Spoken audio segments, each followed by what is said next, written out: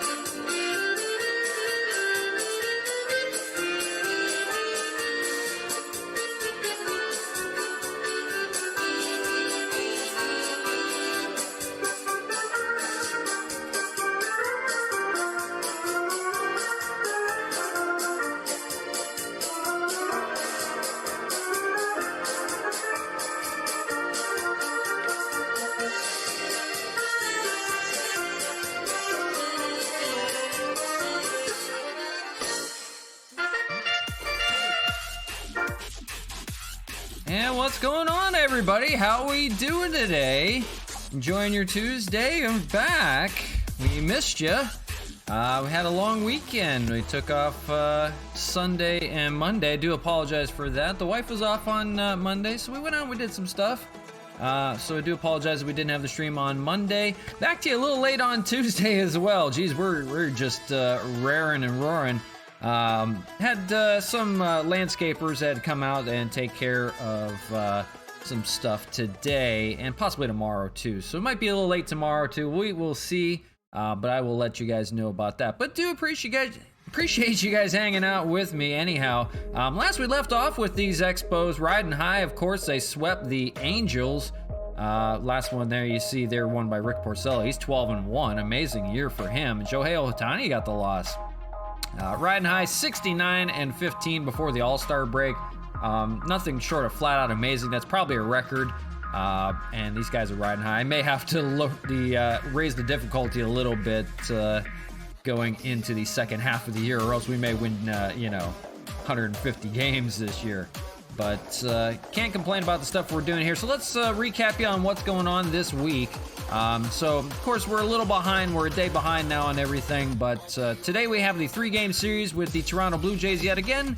More Canadian supremacy continues. We have run away with that. We've won 6 of 7 against the Toronto Blue Jays. And then Wednesday stream is going to have the Chicago White Sox from Montreal. We have made upgrades to Labatt Park since the road trip. They've been working hard, and we'll show you some upgrades to Labatt Park here shortly. And then we have the All-Star Series, Home Run Derby and All-Star Game. That'll come to you now on Thursday. That'll be on Thursday's stream. We'll have the Home Run Derby with, I'm sure, Mark Hanna and Framil Reyes will be in that. The All-Star Game, any Expos will feature there in that one. That'll come to you from Colorado, Coors Field, so there'll be some bombs out in that ballpark. And then maybe we'll play something else after, like Diamond Dynasty, to kind of make up for the... It'll be a quick series, a quick stream for that day. So that's coming to you on Thursday. So that'll be the All-Star break. That's the midway point. So we only have 6 more games till the midway point. And like we mentioned, 69 and 15. That's pretty darn good. And then Friday will be the Kansas City Royals. We'll run a Saturday stream since we missed Monday, most likely. That'll be at Tampa. So that'll round out the rest of the week. So do stay tuned for that, but we will get into it here shortly. We haven't made any moves, anything like that. The only thing we've done is we did some upgrades to Labatt Park that we'll show you. We retired some new numbers, some new members of the retired Expos, some Hall of Fame members, things like that. So we'll show that off for you here shortly. Coming to you from Labatt Park. Here's game number 1 of a 3-game series. Appreciate everybody joining me today. Sit tight, we have some good ones on tap. The Blue Jays are interested in offering us a trade while they're gonna play us. They're the GM visiting in town. They want Santiago Espinal for Malquin Canelo. I think I traded, no, I didn't trade Canelo to them. I don't want him. Oh, they want Canelo from us for Santiago Espinal. No, I'm short on shortstops. I mean, I could use a pitcher, but I don't want necessarily. Oh, it's a second baseman. It's a second baseman for no. I don't want Santiago Espinal. No. Oh my gosh. Don't tell me what I want. Okay, let's try that again. Okay, nobody's injured, nothing's going on. Every time I start something, somebody gets hurt, they get sick, they have COVID, you know, whatever. But here we go again, Blue Jays and Expos. And we'll show you some of the new upgrades from Labatt Park. We'll kind of tease it here. Yeah, you kind of see a little bit going on there. Some new stuff going on, but we'll show it in depth here after the first pitch. Let's get into it first, though. We got Anibal Sanchez on the mound today with Cole Hamels on the next one, and Tyler Glasnow will round out the series today. And Annabelle's going up against Tanner Roark, who I believe we got to pretty well last time out. Fresh bullpen, everybody's good to go. We look good. Everybody had the day off. Everybody's refreshed. Boy, this looks really good. Wellington Castillo sitting there red hot, but I got nowhere to put him right now at the moment. The only thing I can do is I could take Ryan Braun out of the lineup because he's been slumping. But we're going to leave it alone as it is. You see Zach Collins there getting the start at first base as well. So we're going to leave the lineup alone. That's going to be our starting lineup today. Mark Hanna getting to start at third base. He's been good for us over at third since taking over. So can't complain about the stuff he is doing. But let's set you up here. Blue Jays and Expos all Canada again. Canada Day. And here we go.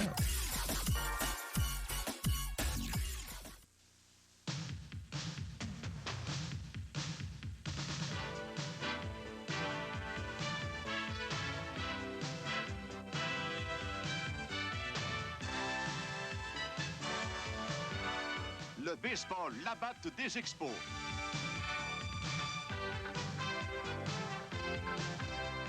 Une présentation des agents et détaillants SO du Canada.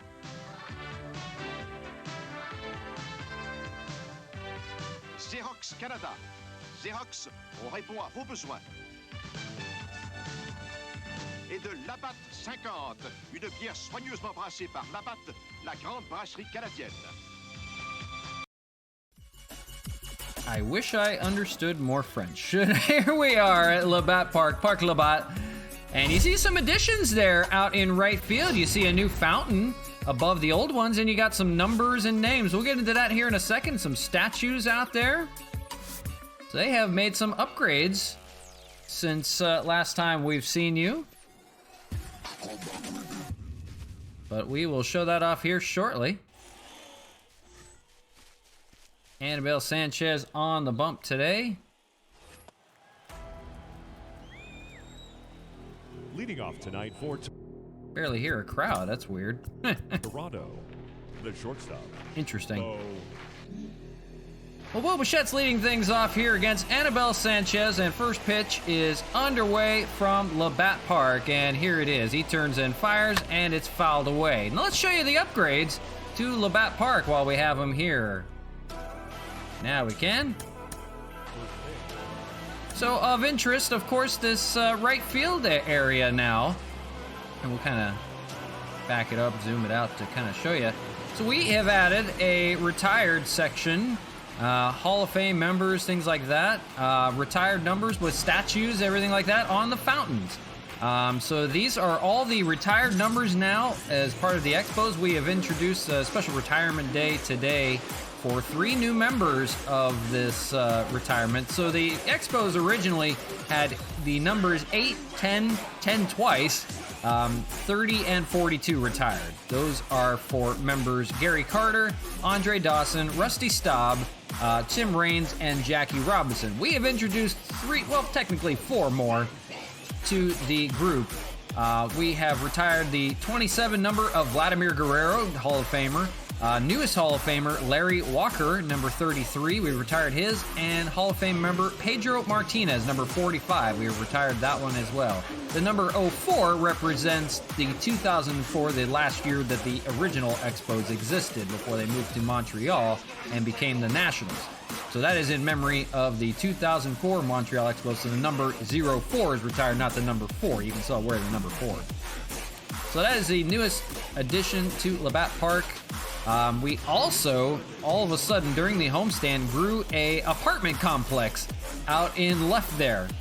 So we have an apartment complex that's connected to the ballpark now that you can take part of. And we're calling that, hang on, I have this written down in French. The Nos Aimes Appartements. The Nos Aimes Appartements means, Nos Aimes means our loves, and the apartment, yeah. Apartment. I had it right. I said it great the first time. Appartement. There we go. The apartment complex of our loves. That's a big part of. It's a catchphrase for the Expos.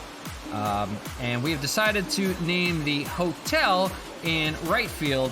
Hang on for it. Hotel du Temple de la Remonnaie. So that that stands for the Hall of Fame Hotel, now that we have all the Hall of Fame members, retirees over there. So I sound really good speaking French. That's the first time learning these. I had to do Google Translate to remember them. But Hotel du Temple de la Remonnaie and Nos Aimes Appartements. That sounds really good. I could really, I'm part French, but I really sound good doing that at Pac Labatt. And you also see we changed the splash landing sign to Léo, which means water in French. So you have 19 splash landings out there. That has been updated since last time. But we'll talk more about the Nos Aimes Appartements and the, hang on for it, Hotel du Temple de la Remonnaie. We'll talk more about that at some point. But at least I have that to remember. But it sounded really good, so that's what we're going with. So here we go from the renovated Pac Labatt. Anibal Sanchez pitches to Bo Bichette. It's 0-1. And quiet crowd today from Montreal. Not sure why. Fouled away down there. Now they're getting going. And we're just getting underway from Labatt Park. First of a 3-game series we're featuring today. A little late stream today, but I hope you guys can enjoy and join us. So the 0-2 coming from Anibal Sanchez. Here it is. Ground ball. That's going to be over for Cesar Hernandez. Charges and fires over to Zach Collins. There we go. Too many Collins. And that is the first out. Here's the lineup for the Blue Jays. They have Jonathan Davis now that they have traded. They've traded Teoscar Hernandez during the time away. Jonathan Davis, Gurriel, Springer, Guerrero, Tellez. And I didn't see the rest of the lineup. We'll get it here for you here shortly. So new faces for the Toronto Blue Jays since we've seen them last. So they have Bo Bichette, Gurriel, Springer, Guerrero, Tellez. Semien is the DH now instead of playing at first or second base. Reese McGuire and Kevin Biggio is playing over at second base now, so he moves from first. So you have Davis in right field, we'll have to remember, and Biggio playing at second base. this time around. So it'll be interesting to remember. They have Tanner Roark on the mound, and our usual lineup that we have been featuring the last few days will be on the mound for us. So nothing wrong with that. And here we go. So Jonathan Davis, I believe he's a call-up for them. He is part of the Blue Jays organization. We'll get the start today. 5 at-bats for him. He shows bunt, and he's charging, and he is going to be safe over there at first base. A bunt infield single for Jonathan Davis. That's only his 6th at-bat of the year. And now we have to keep an eye on him with Lourdes Gurriel Jr. now batting, hitting .267 on the year. So Jonathan Davis, little speedy, goes off on the first pitch, and it's fouled away. It might have been a hit and run, but it's 0-1 nonetheless. So Blue Jays trying to get off to go in the first here. Let's see if he tries to go again. He lays off, and 1-1. So for these Expos, 69-15, running away in first place as we showed you. Nothing short of amazing job this year for them through the first half of the year, almost solidifying a playoff spot already before the All-Star break. That'll be on Thursday's stream. Strike to Gurriel, and it's 1-2. Just getting underway. One out here in the first, and a strike 2-2. Hope everybody can join us, sit down, you know, put me on the background noise, I don't care. Swung on and missed. They will get Gurriel here.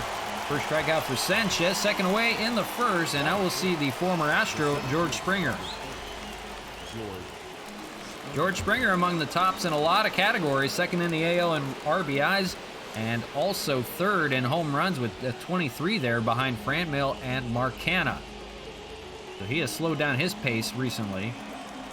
But a big threat here out in center field, and he takes a strike, 0-1. He is 3 home runs shy of career home run number 200, and we'll keep an eye on that. Hopefully we won't see that before the end of the series.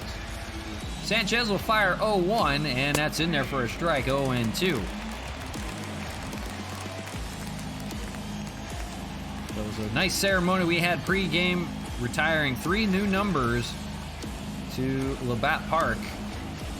We put all the numbers on there. Here's might be a splash landing out there in left field, and it just passed everything and went foul. It's almost a splash landing.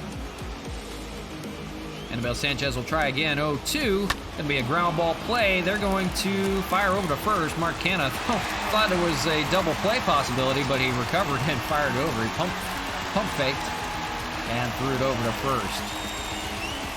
Trains are going, and it's the bottom of the first with no score.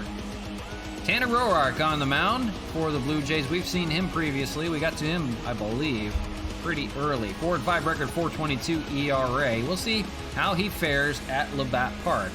Leading off is going to be Randy Arozarena, the 2020 ALCS MVP. 291 year, 21 home runs, 52 RBIs.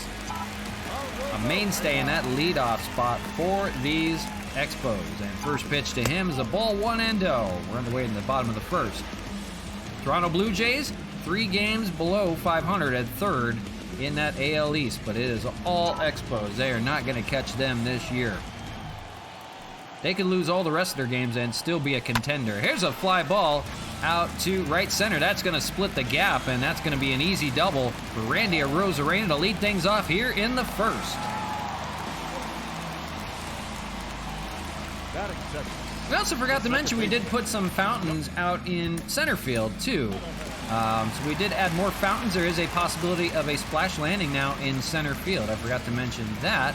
So you do see those now out in center field as well. I have never mentioned before that we have 5 sets of trees behind the batter's eye in center field. You can never see them, but they're ringed together. You have 2 in the row behind and 3 there.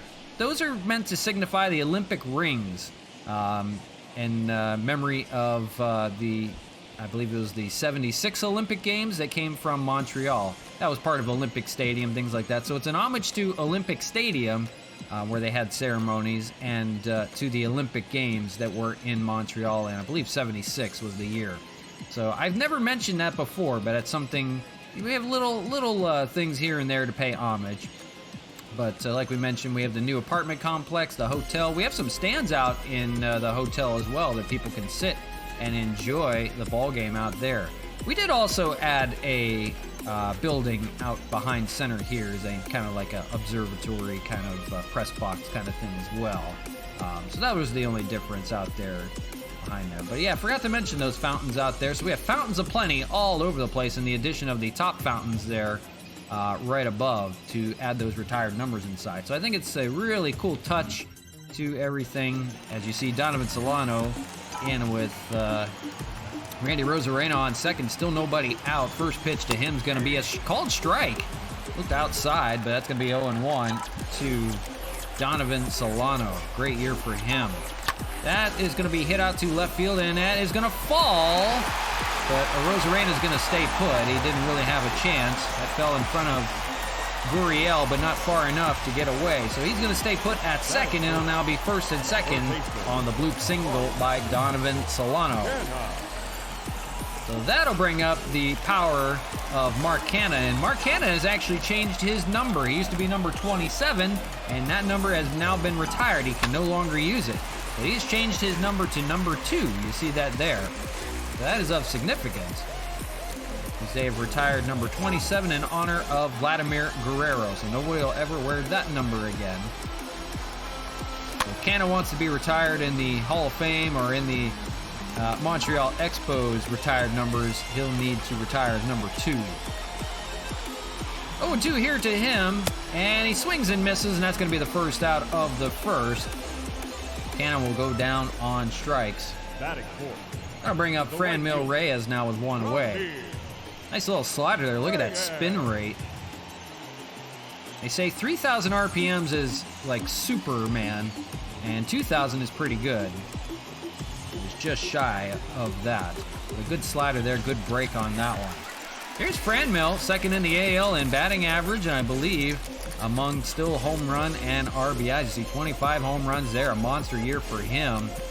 That's due in large part to the short porch ballpark we have, 300 down the lines. First pitch to Franmil, and that is hammered out to left field. That has got a chance, and that is off of the splash landing sign and gone. Franmil on the first pitch he sees in this series goes yard to left. 26th home run of the year for him, unloads the bases, and now it is 3-0 here in the first, and we're just getting underway. Whenever Canha doesn't clean up, Franmil will. The Bash brothers, one half at least getting it done so far. Franmil bat flip and all. That was a deep drive out there, and that was off of the splash landing sign out there. 4-0-4. So 3-0 already. We still one out in the first, and that brings up Gary Sanchez.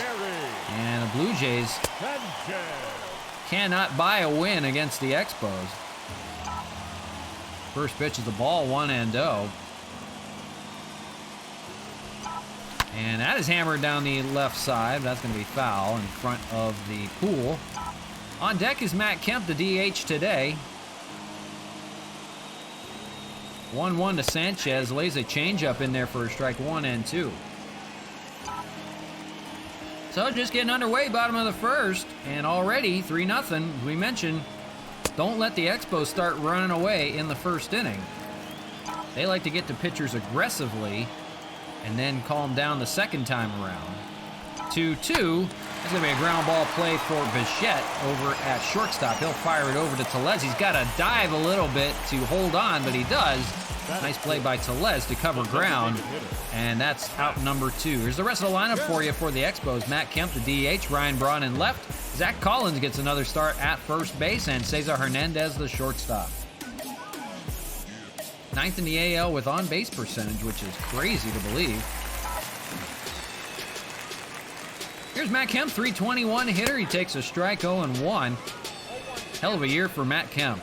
3rd in the AL with batting average. 19 home runs. That is as many as he's had maybe the last 2 years. Hammered to left, but foul. It'll be 0-2.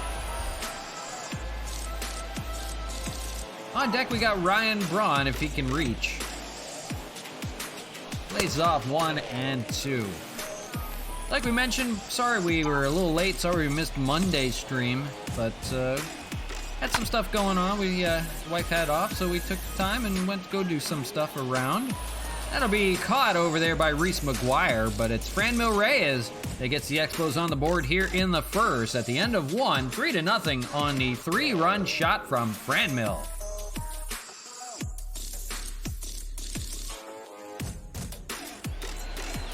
And it's a nice moment. We have Vladimir Guerrero Jr. leading things off. Of course, his dad, his number is now retired by the Expos. It was a nice moment for Vlad Sr. to be here, as well as seeing his son, Vlad Jr., on the Blue Jays. That was a big part of why they had the retirement ceremony of the number 27 and 2 others, Larry Walker and Pedro Martinez, while Guerrero and the Blue Jays were in town. So that was a nice moment from Labatt Park to have that.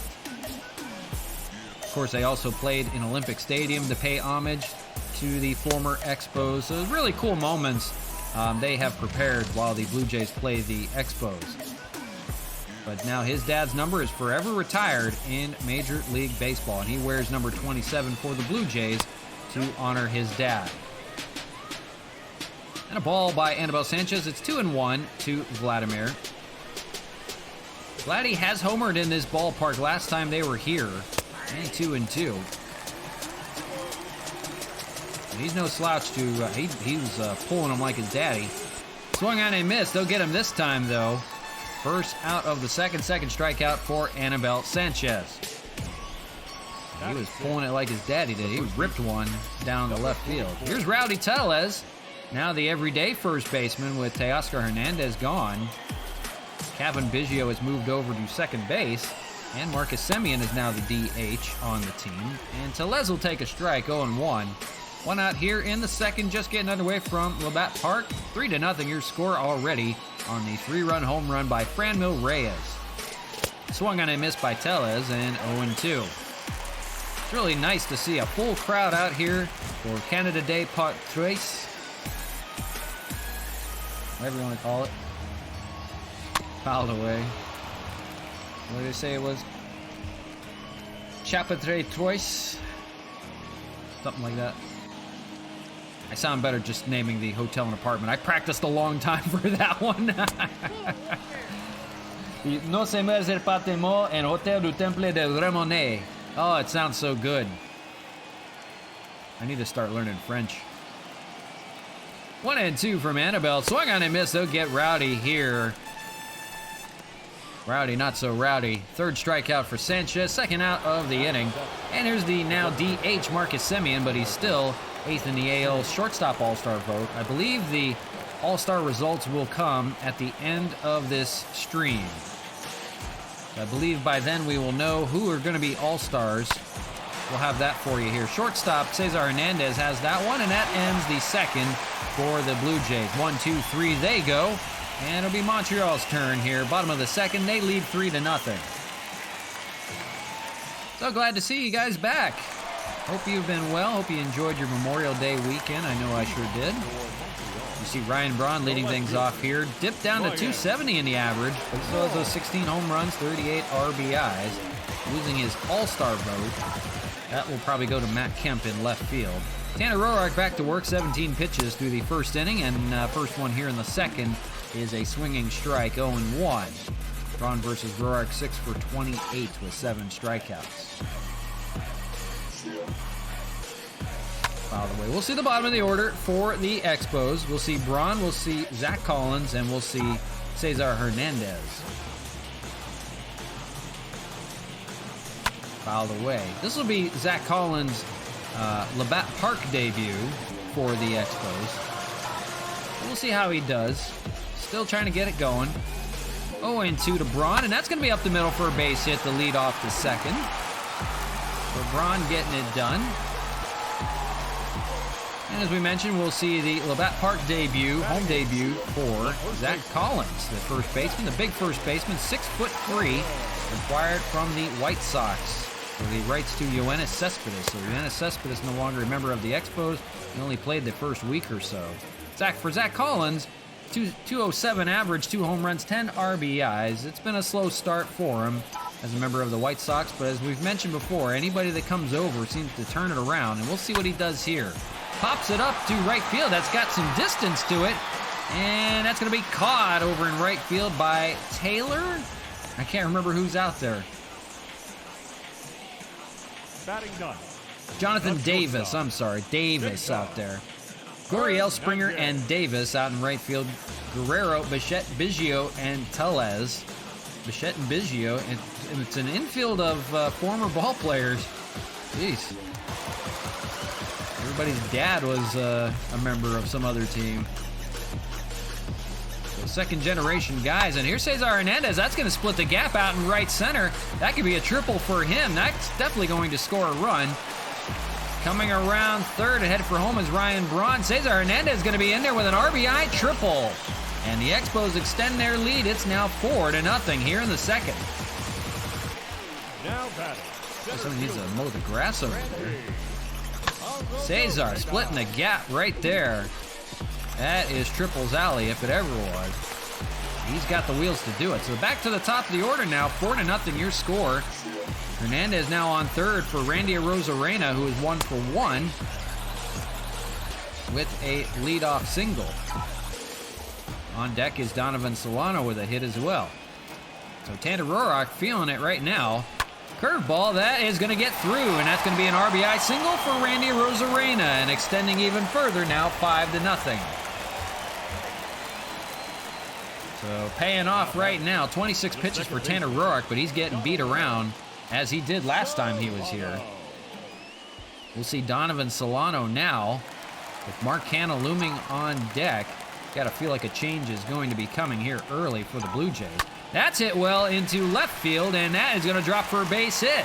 We'll see it. Randy Arozarena's taking a turn from third and headed home, and he's in there standing up. It's an RBI double for Donovan Solano. 3 hits in a row here in this inning have netted 2 more runs. It is now 6-0. Mark Canha.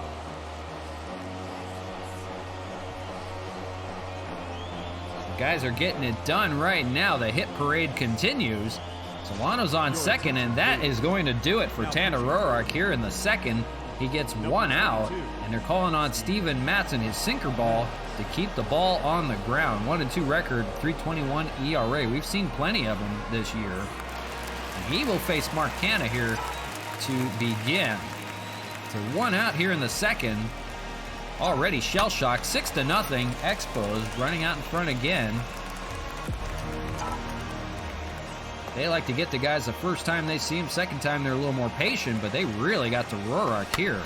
Fouled away by Canha, and 0-2. For Canha, he struck out last time up. One of only a few guys not to get it done so far.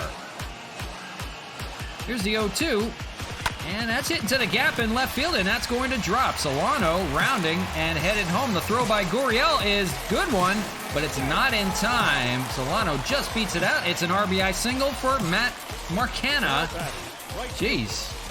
Everybody getting on the hit parade right now. And now it's Franmil Reyes with a 3-run home run already. Back in the first inning. He is standing in with a runner on first and still 1 out. Here in the second, 7-0 your score. Boy. Welcome back to Labatt Park. A great ceremony and a bang right now. Teams hate to come play out here. That's a deep fly ball out to left field. We'll see. That is caught by Springer, and Canha's got to get back. He thought that was going to be down. He's going to be doubled up, and that ends the inning. Boy, base running blunder there by Canha. He was off on the move, and he had to get back in a hurry and did not. That ends the second, although 4 more runs come in to score. It is now 7-0 after 2 innings. It'll be 8-9-1 for the Blue Jays. It's Reese McGuire to lead things off, and he's hitting .291 on the year. Getting majority of catching spots for the Blue Jays, although they have 3 catchers they can go to, as do the Expos, actually. Zach Collins plays over at first base, although he is listed as a catcher as well. Donovan Solano rounds that one up to begin the third and throws over to Collins, and 1 out here in the third. Anibal Sanchez in a groove right now. 26 pitches through 2 1/3. Kevin Biggio, son of the Hall of Famer Craig Biggio, standing in. 221 hitter, 3 home runs, 26 ribbies.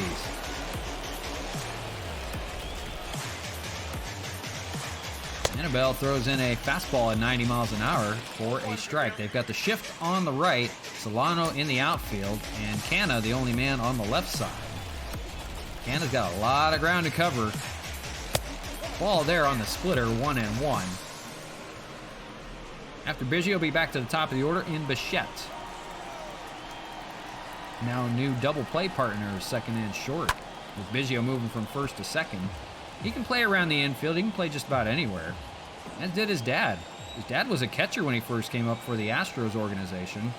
And I believe he played second base for the most part. Swung on and missed. Biggio will go down swinging here. A victim of Anibal Sanchez. 4th strikeout for him on the day. The batter, number 11. Shortstop, Bo Bichette. Hang on one second. I had a call that came in and I didn't notice it.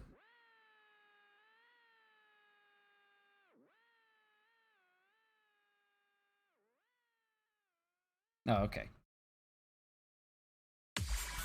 Sorry about the break.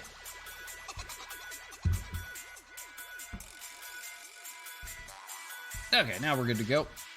So here's Bo Bichette, now 2 outs here in the 3rd. Anibal Sanchez going to work right now with a 7-0 lead. Bunch of RBIs in this ball game, but it was a 3-run home run from Franmil. It really got the job done. Big day for him already. 0-1, and it's swung on and missed by Bichette. 0-2. I think after the All-Star break, we will up the difficulty on stuff, just so they're not running away with a bunch of games. 0-2, and fouled away. Didn't think we'd ever do this well. That just goes to show you. 0-2 from Sanchez, fouled away. I just don't know if the Blue Jays are that bad or the Expos are that good. 0-2, patented splitter misses, 1-2, dropped out of the zone.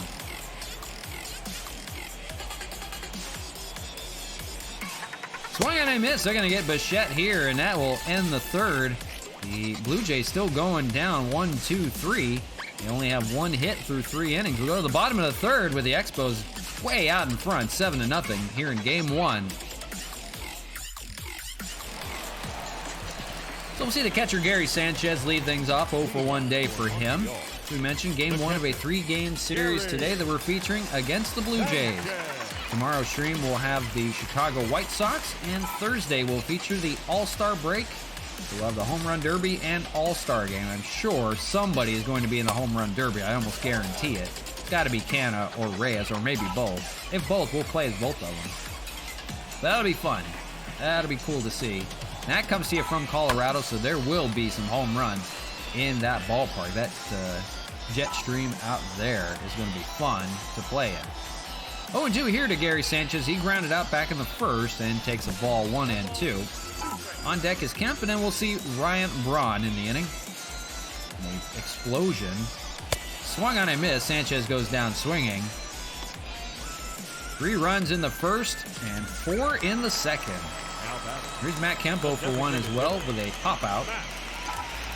Only 3 men in the lineup are 0-for on the day so far. That is popped up, and he's going to be still 0-for. That is caught by Rowdy Tellez for out number 2.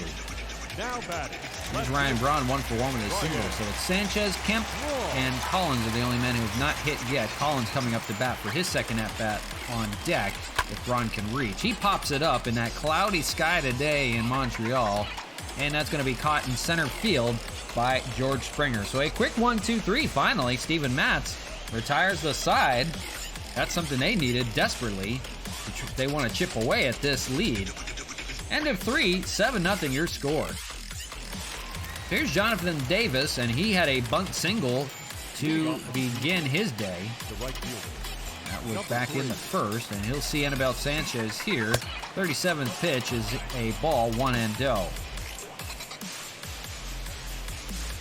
So good day so far from Annabelle. One hit only, and that was this man right here. That was only on a bunt. That's a strike, 1-1. On deck is Gurriel, and then we will see Springer. That's hit pretty well into the gap in right center. Framil trying to run it down. He cannot. Rosarena is going to have to pick it up. That might be a triple for Davis. He is rounding and headed for third. He's in there, standing up with a triple to lead things off here in the fourth. So if they want to crack at it, they got to go right now. Hey, you see the Hall of Fame corner out there, Hall of Fame fountains.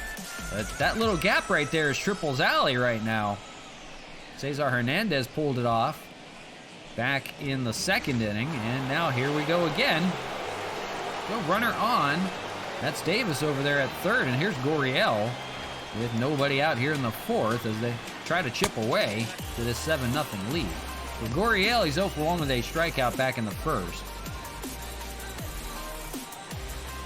For Sanchez, a few more extra pitches this inning. Fouled away, 1-1. So as we mentioned, had a beautiful day, retirement ceremony for the new Hall of Fame members. These are now retired numbers. That's going to be a base hit, and that's going to score a run. An RBI single for Lourdes Gurriel Jr., brother of Yuri Gurriel, we saw on the Astros squad. And 7-1 your score now. Here's George Springer, the former Astro. He's 0 for 1 on the day. First pitch to him's fouled away.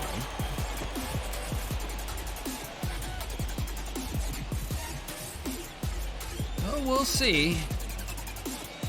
They've got a ways to chip away, but it's going to take some time. That has popped up to right center. That's going to be Franmil that's going to call that one for the first out. Blue Jays have a long way to go. But runs can come aplenty in this ballpark, so this is a ballpark to be in if you're going to try. So 7-1 your score, runner on first with 1 out, and here is Vladdy Jr. His dad is in attendance today. As we mentioned, his number retired at number 27. Will never be worn by another Montreal Expo.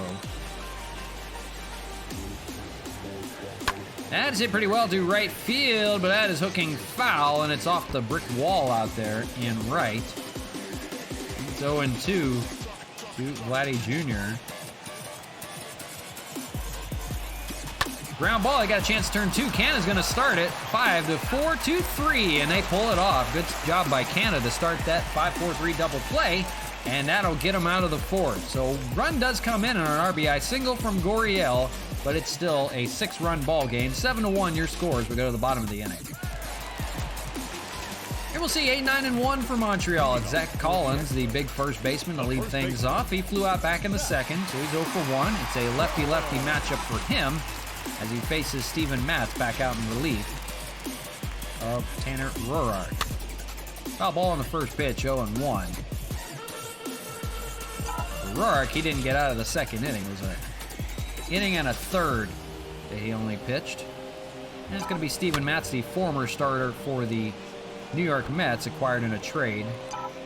That will get it going the rest of the way. They're going to ask him to eat some innings. He's got a good one. He's got a good sinker ball that can limit base hits. That is caught over there by Guerrero on the shift, and 1 away here in the fourth.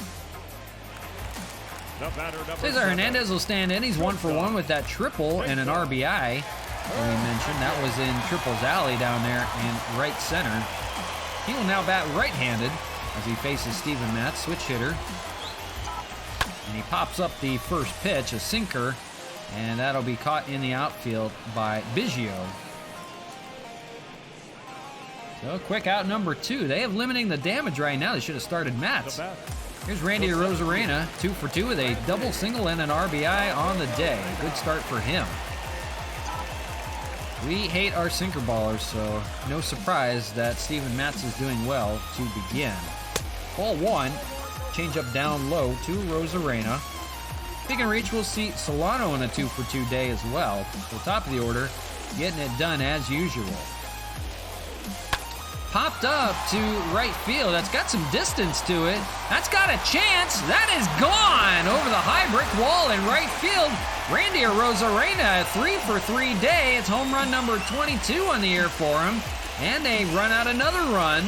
8-1 your score. And now Arozarena is a triple shy of the cycle here in just the 4th inning. He might have a couple cracks at it. What a day for Arozarena.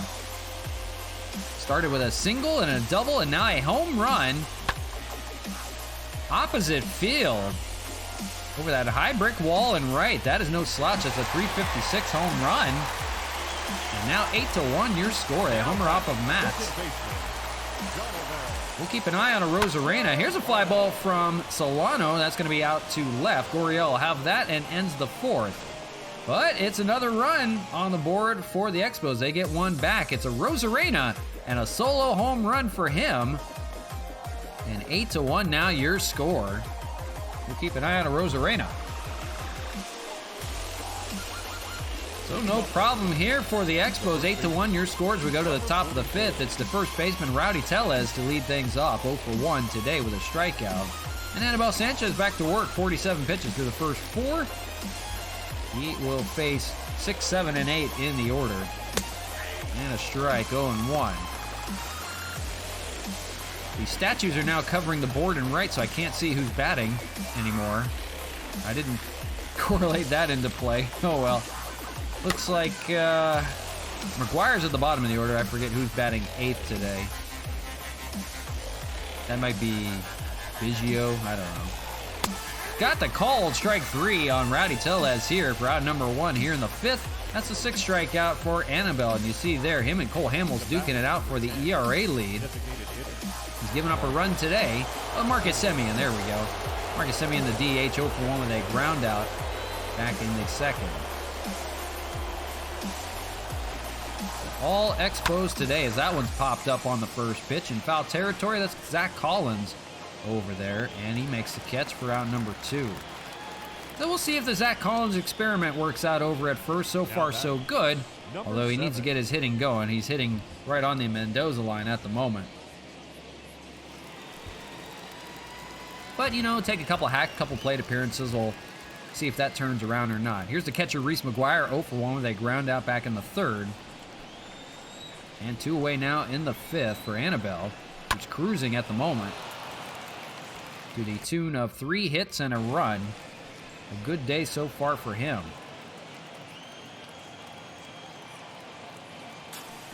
Oh, 1 misses. It's 1-1.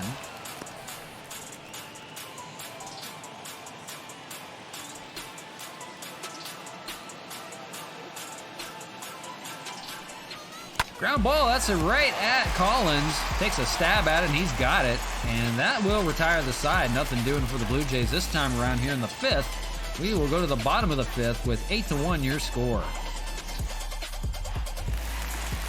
We'll see the Cannon on Canada Day lead things off. Mark Canna, 1-for-2. That's a single and an RBI for him. We'll see Franmil right after him. Steven Matt's back out to work. He's going to pitch as long as needed. That Blue Jay bullpen has been desperate to find some help out there. As you remember, the Expos got to Kirby Yates as well. He is having a terrible year as their closer. They've been using Julian Merriweather as well. He gave up the walk-off triple to Randy Arozarena back when they played at Olympic Stadium. That was about a week ago. 0-2. Inside. Canna's got to back out of the way a little bit. He shimmies there. And it's 1-2 to begin the 5th. We'll see Reyes and we'll see Sanchez in the inning. 1-2 for Mats. Outside with the changeup. 2-2. It's a beautiful day now. The clouds have dissipated out in Labatt Park. Beautiful summer in Canada. Montreal having fun with their new team. And here's a fly ball out to left field. That may be an upper deck shot. And gone to the first deck. Midway to the first deck. That was a towering high drive. Mark Canha homers again, number 35 on the year. We're not even at the midway point. He could be breaking records this year, folks. That is on pace for Barry Bonds' home run record in a single season. Mark Canha tacks on another with a solo shot to left. But everybody in the apartment complex was backing down. That was the No se meurt c'est pas de mort. As you see, No se meurt on the sign out there in left field, on the scoreboard there, that means our love. I learned that. So 9-1 your score now on the home run by Canha, and here's Franmil Reyes, 1 for 2, 3-run shot. That was back in the first. He's got a high fly ball out to center field, but George Springer's not even going to have to move, and he makes the catch for a loud out number 1 here in the 5th. So it's now 2 home runs off of Mats as well. You know, we've talked about the fountains that we just added out in center field. Franmil probably could have hit a few out there in center field and landed in those fountains. We could have had another splash landing out there. We're opening a lot of splash landing opportunities out here now. First pitch to Gary Sanchez is going to be a strike, 0-1. So who knows? We will see, but all Expos today, 9-1 your score. That is a line drive over to Bichette, fires on a jump throw over to first and gets his man in time. Good play by Bo Bichette. Boy, he got rid of that in a hurry too. Jump throw over to first to get Sanchez. Not the fleetest of feet, but still a heck of a play. Threw it at 75 miles an hour. Had to go 147 feet on the throw. So two-way in the 5th, and now it's Matt Kemp, 0 for 2 on the day. 1 of 3 with no hits today. He takes the ball 1-0. It's been 2 pop-outs for Matt Kemp. Starting to calm down a little bit, but he shows flashes of power all the time. 19 home runs, as we mentioned. 38 RBIs. Comeback year, well, probably the comeback player of the year. That's out to center field. That's going to be in the glove of George Springer. So that ends the 5th. But it is another run, and it comes from the cannon on Canada Day. Mark Canha, deep fly ball to end the 5th. 9-1 your score.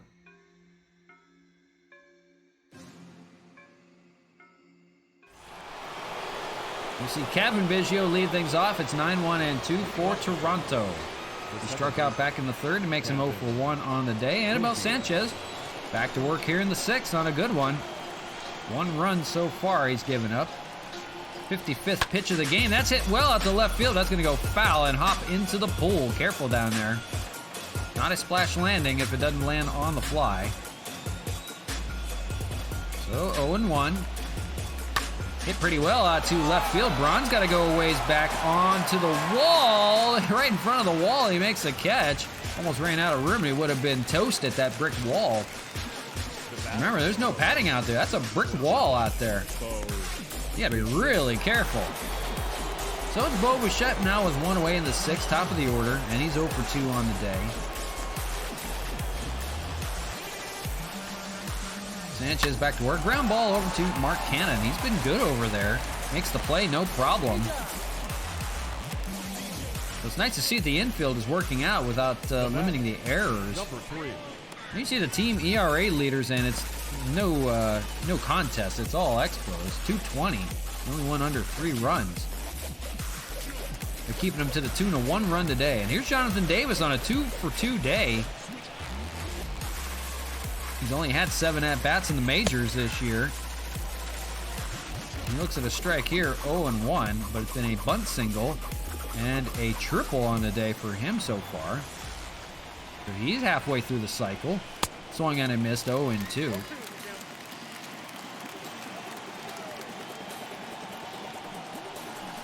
Comebacker to Anibal Sanchez. He'll throw over to first, and that will end the 6th. No problem for him. 6 strong innings from Anibal Sanchez. His team's way out in front. It's an 8-run game, 9-1 your score as we go to the bottom of the 6th in game 1. So we'll see 7, 8, and 9 will be Ryan Braun to lead things off. If anybody reaches This inning, we will see Randy Arozarena attempt to go for the cycle. He's got maybe 2 shots at it. That's hit pretty well by Ryan Braun out to center, but that's going to be George Springer out there. And first pitch retired. 1 away here in the 6th. Here's the AL East standings. We talked about it.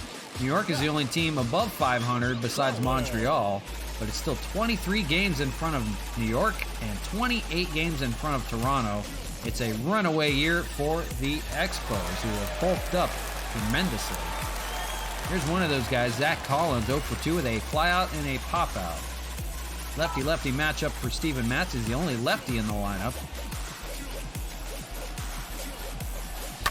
Towering high drive to Triples Alley out there in right. That's got a chance. That is gone. Zach Collins, 3rd home run of the year for him in his Labatt Park debut, his home debut for the Expos. He homers. We've seen this a time or two, but Zach Collins extends it even further now. 10-1 your score.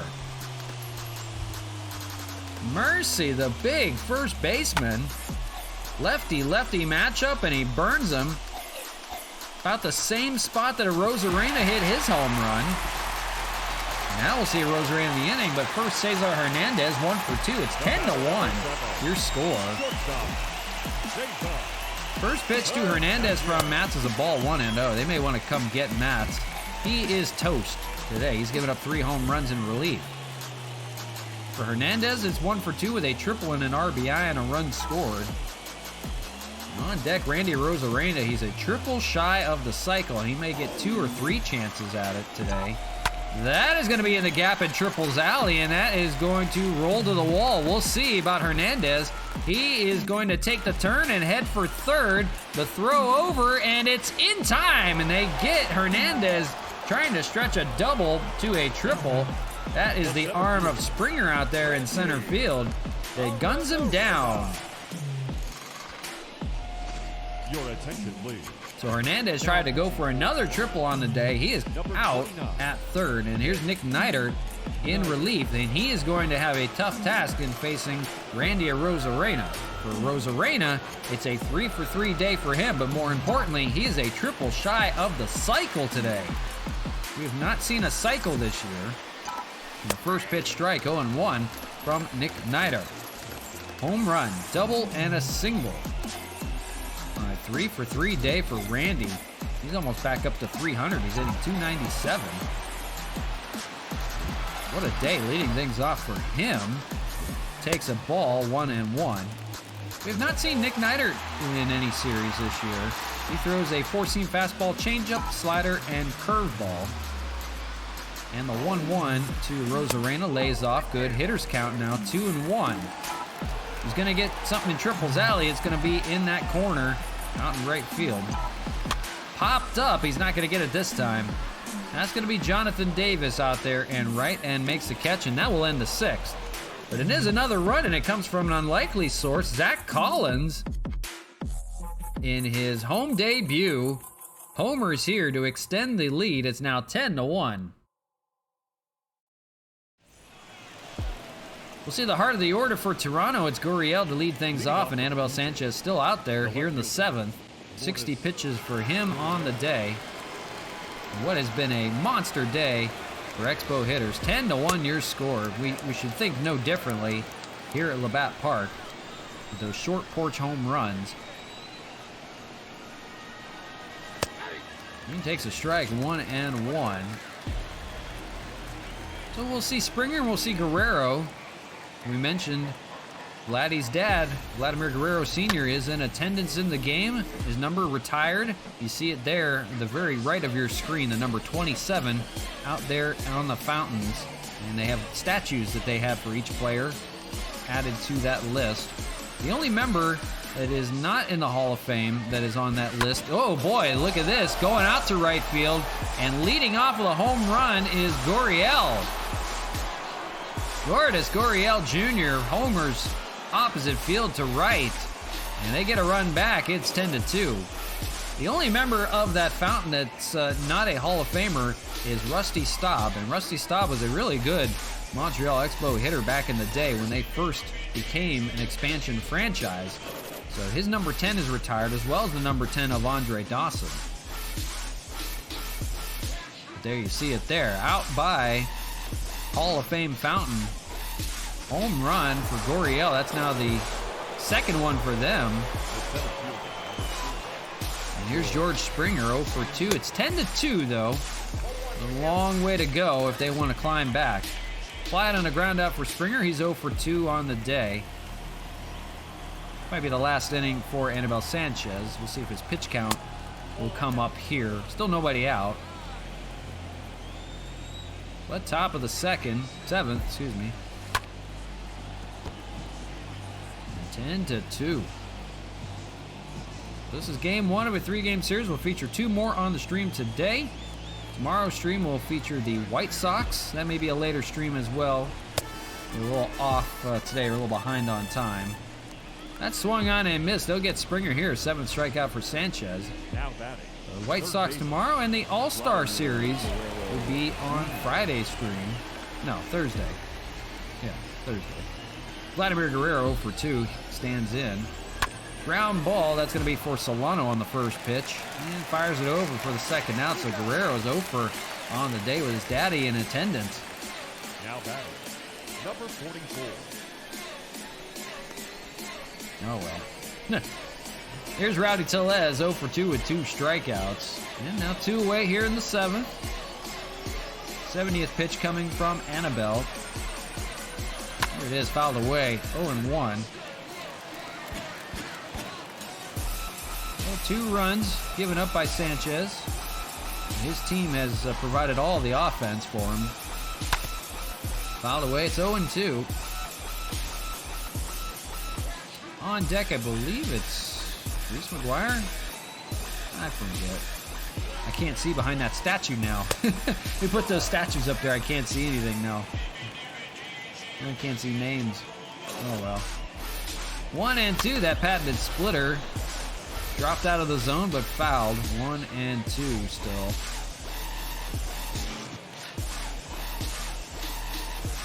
Lays off on the fastball.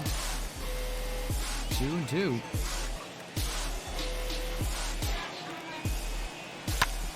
And staying alive, making him work at least. Making sure they knock him out of the game. He's now at 75 pitches. Popped up over towards the pool area. Careful down there. And fouled in front. Off the wall. Here's the 2-2 from Annabelle. He gets the called strike 3 there. Lays the splitter in there. Good pitch. But it's Lourdes Gurriel Jr. that does give him a run. His home run solo shot to right field. It makes it now an 8-run ball game, 10-2 your score. It's time to stretch, so we'll take a quick commercial break and we'll be right back. You won't miss the action.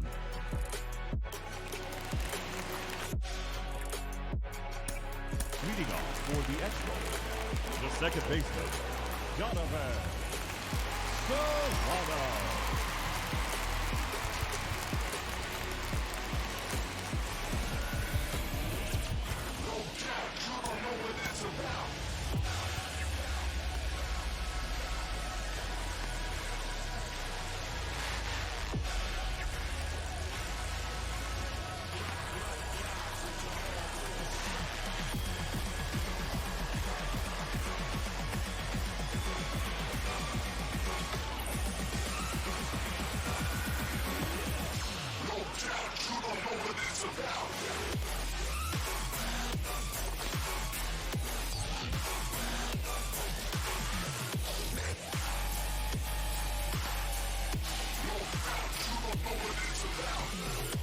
We're back to you live from Labatt Park in beautiful Montreal, Quebec, Canada.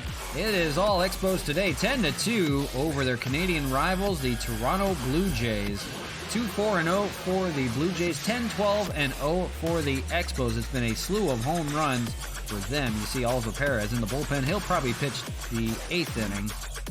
Leading things off is going to be Donovan Solano on a 2-for-3 day. Facing Nick Neidhart back to work again.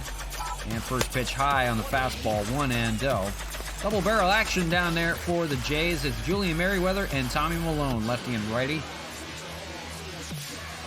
And a rough go for them. 10 runs on 14 hits.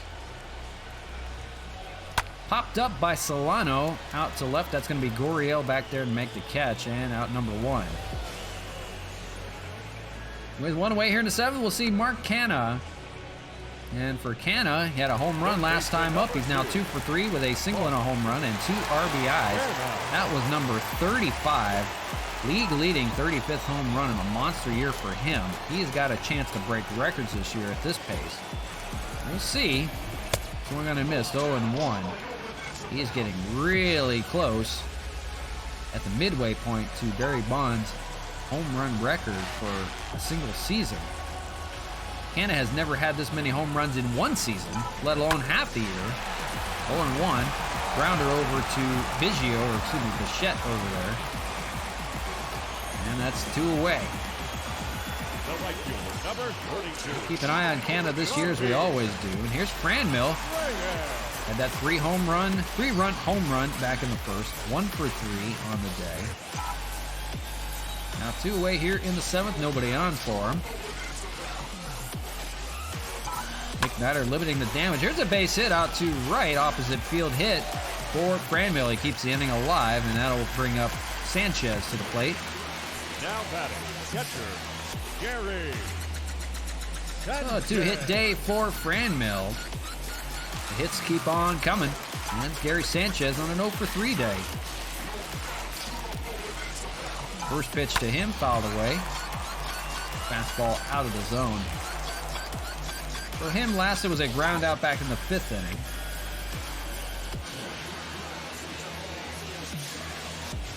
Oh, 1 inside with a changeup, 1-1.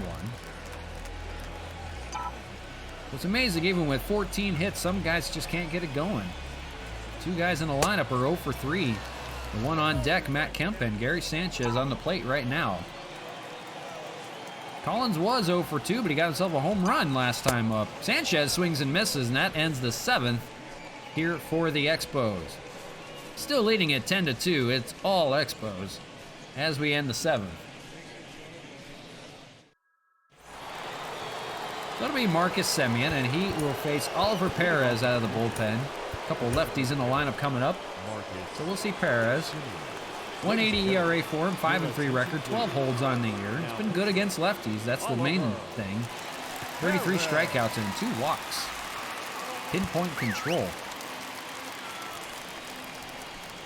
He will face 7, 8, and 9 in the Blue Jay order. It's Semien to lead things off. And we'll see Reese McGuire, and then we'll see Cavan Biggio. 0-1, swung on and missed by Semien, 0-2. Semien's time as a infielder has gone away, and now he's the DH. Taking away a few of his plate appearances. As the Blue Jays try to shake it up a little bit, they traded Teoscar Hernandez away, but I don't know where he went by chance.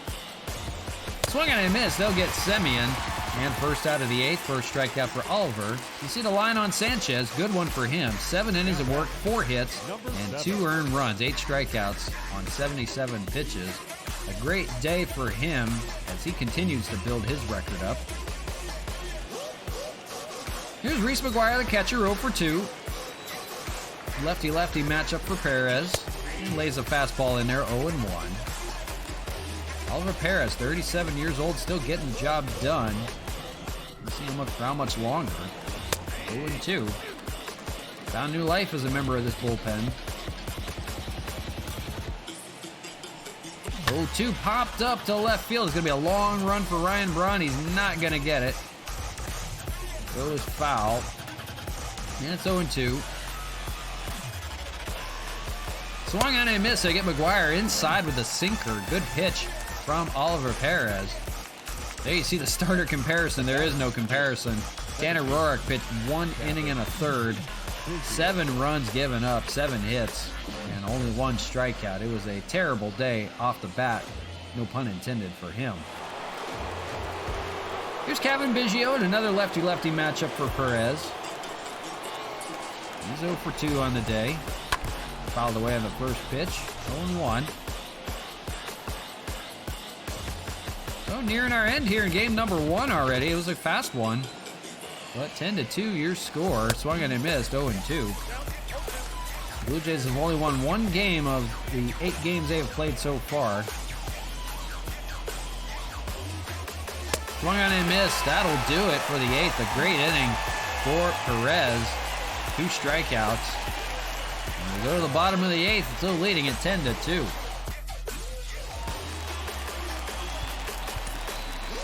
Leading up for Montreal, the designated hitter, Matt Jarrett.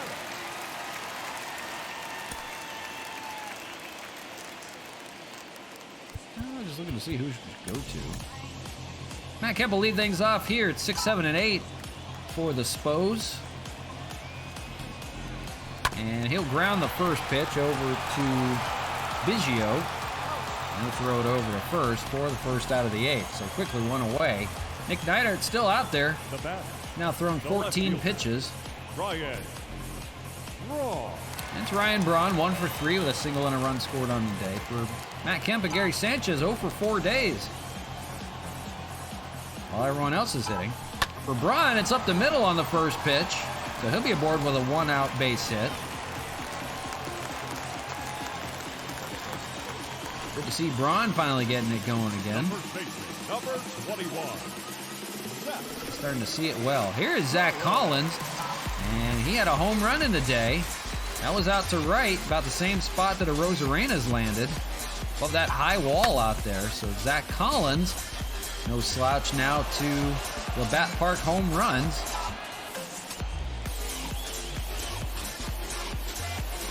Big boy's going to pull himself into a few of them, I'm sure. 0-2 here, swung on and missed.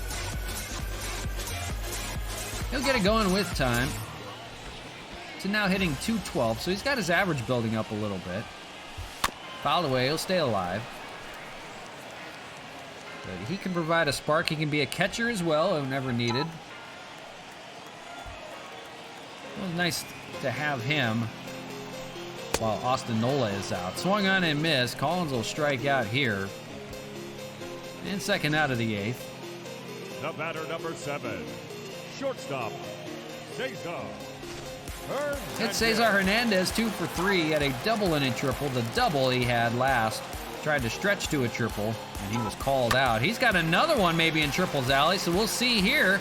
Rounding is Ryan Braun. They're going to hold him.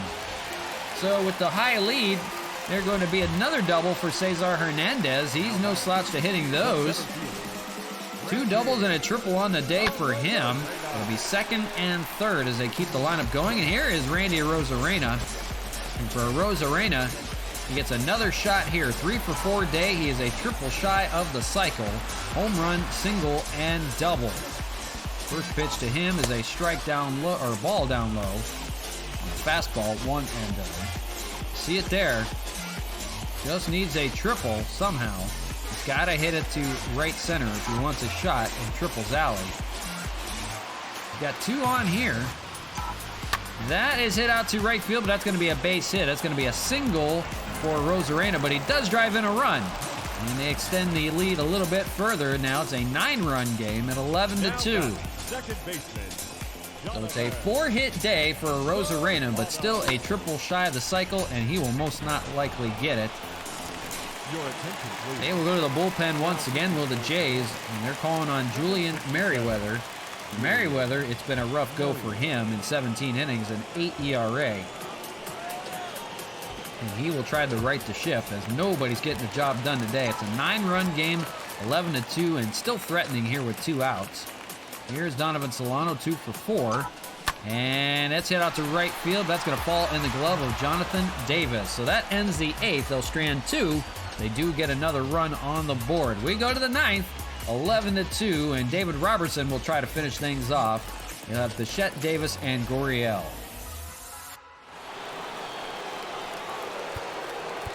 David Robertson coming out of the bullpen to shut the door finally in the 9th inning. 0-1 record for him, 1.42 ERA. He's been good. He's been good against, really good against right-handers. They'll see the top of the order come up for the Jays here in the 9th. They'll need the impossible if they want to come back from this. 0-1. Bichette an 0 for 3 day so far. 11-2. All their runs scoring in the first couple innings, but they have tacked on a few since. Checks his swing, but he went, and that's a strikeout on Bichette. And the Brewers continue an 0-for-4 day for him. Robertson gets himself a strikeout. One away here in the ninth. Here's Jonathan Davis, the biggest threat for the Blue Jays so far. He's a 2-for-3 day with a triple, a single, and a run scored. As mentioned, he got the game going in the first with a bunt single.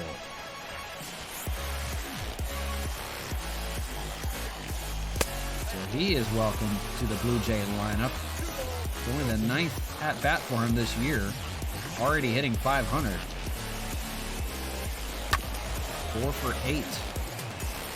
2-1, fouled away. Fouled away again, 2-2. So nearing our finish here in game one. Sit tight, we've got 2 more on tap for you. You don't want to go anywhere. Got the called strike 3. That's the second strikeout for Robertson this inning. And now 1 away. Now back, left field. It'll be Gurriel. He's got a home run on the day, a 2-for-3 day for him. On deck is George Springer if he can reach. But, as we mentioned, they're going to have to do the impossible if they want to stay alive. Swung on and missed. 0-2. Crowd will be on their feet here. Good attendance intact here. It's not a full crowd, but it's about 40,000 of them.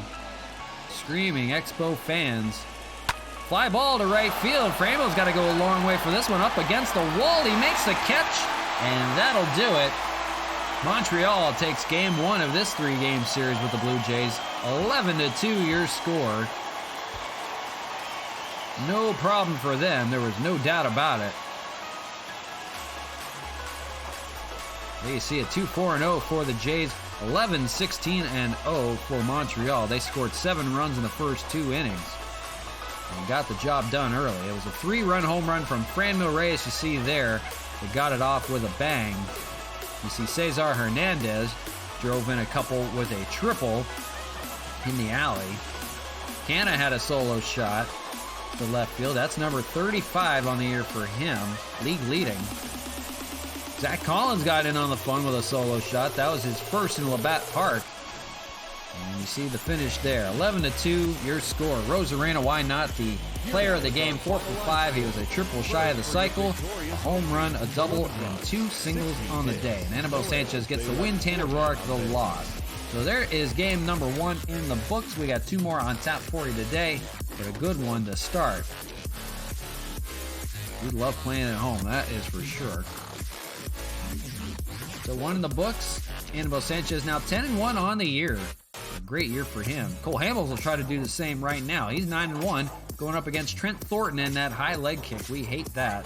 The finale, you'll see Glasnow go up against Hyunjin Ryu. So they have changed their starting pitcher for Game 3. Ryu has a really good record against the Expos. It's just when he departs, the bullpen can't hold it, and they have not won a game for him.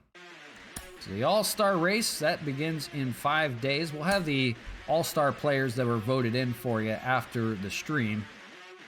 And it's Blue Jays and Expos for game number 2 here. Austin Nola is eligible to be reinstated, but he is injured for about another month to 2 months. I think we just keep keeping him on the 10-day injured list. I believe that's how we were doing it. So just in case he comes back sooner than later. We didn't want to put him on a 60-day if he's going to come back in a month. So that's all right. So here we are again, Labatt Park. Partly cloudy skies, can't complain. Hamels and a fresh bullpen ready to go against Trent Thornton. And we may keep the lineup the same. I think we might. You know what? We'll do this. We'll put Kemp in left, and we'll get Wellington Castillo some ABs. We like to use Wellington. And that lineup looks good. That lineup will carry over against the Jays. So let's set you up here for game number 2. It's 70-15. We have a chance to win 140 games this year at this rate. Insane stuff. We'll be right back, guys.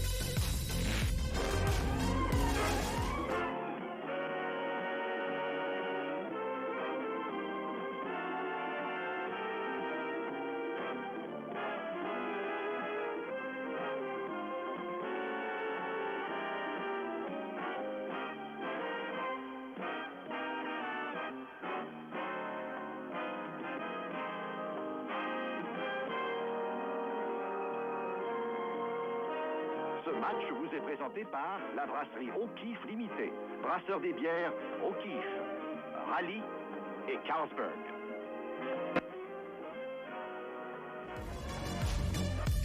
All right, here we are, Labatt Park for game number 2 of this 3-game series. Canadian supremacy continues, but it's all Expos. You see there the new retired numbers on the fountain. We talked about it in game 1. But here we go. See, Rosarena, that big day, 4-hit day for him, a triple shy of the cycle last time out. They've got a good one. Cole Hamels on the mound, 9-1 this year, 1.64 ERA. He has been unhittable. 158 strikeouts in 109 innings. 64 hits. Recipient of a perfect game this year as well. He'll face a lineup that begins with Bo Bichette to lead things off. 290 hitter, 11 home runs, 32 RBIs. Here is the lineup for you. Mobilon 690, appreciate the follow. Thank you for that. Hope you're having a great day today. Appreciate that very much. We got Bo Bichette. Marcus Semien bumps up to second to DH. Gurriel, Springer, and Tellez. Biggio, Diaz, I'm not sure who that is, in right field. And then you have Vladdy Guerrero Jr. bumped down a little bit to 8th. And Alejandro Kirk, the catcher. So I don't know who Diaz is. Maybe Jonathan Diaz, possibly? We'll see. So Cole Hamels on the mound. We'll begin here from Labatt Park. Game 2 of the 3-game series. We got one more on tap for you today as well, and we're underway with a strike, 0-1. See the Expos, 70-15, 65 games above 500. That's almost video game numbers, and, you know, why not? We'll have to up the difficulty in the second half. 0-1 here, 1-1. So it's been a rough go for these Blue Jays. 8 games played against the Expos. They've only won 1. That was in Toronto in a 4-game series. Popped up to center field. That's going to be all Rosarena out there in center for the catch, and out number 1 as we get underway. Hope everybody's doing well out there, enjoying your Tuesday. Hope you had a great Memorial Day weekend. Apologize that we were off yesterday. We planned on having a stream yesterday, but the wife was off and we did some stuff out in town, so can't complain there. So I didn't see who was out there. It might have been Jonathan Diaz. We'll see. Marcus Semien bumped up in the order, the DH today. Swings and misses at the first pitch, 0-1. He's hitting 248, 9 home runs, 26 RBIs. The former Oakland A. Takes a ball here, 1-1. 71 degrees, partly cloudy skies. Beautiful day in Montreal for a ball game in the summertime. We have hit July in the game. Almost all-star weekend. Sports Stats 6590. Hey, how's it going today? Hope you're doing well. Glad you could join us. In game 2 of a 3-game series, we got 2 games for you. We're just getting underway with game number 2. Swung on a miss, 2-2 to Semien. We'll see Gurriel, and then if anybody reaches, we'll see Springer in the lineup here in the first. Checks the swing and he goes, and Semien first out, or second out here in the first, excuse me. First strikeout for him. That's what I meant to say.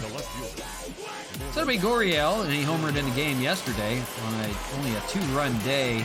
They lost 10-2. 11-2. Might have been 11-2. It was so bad. 1-0 here.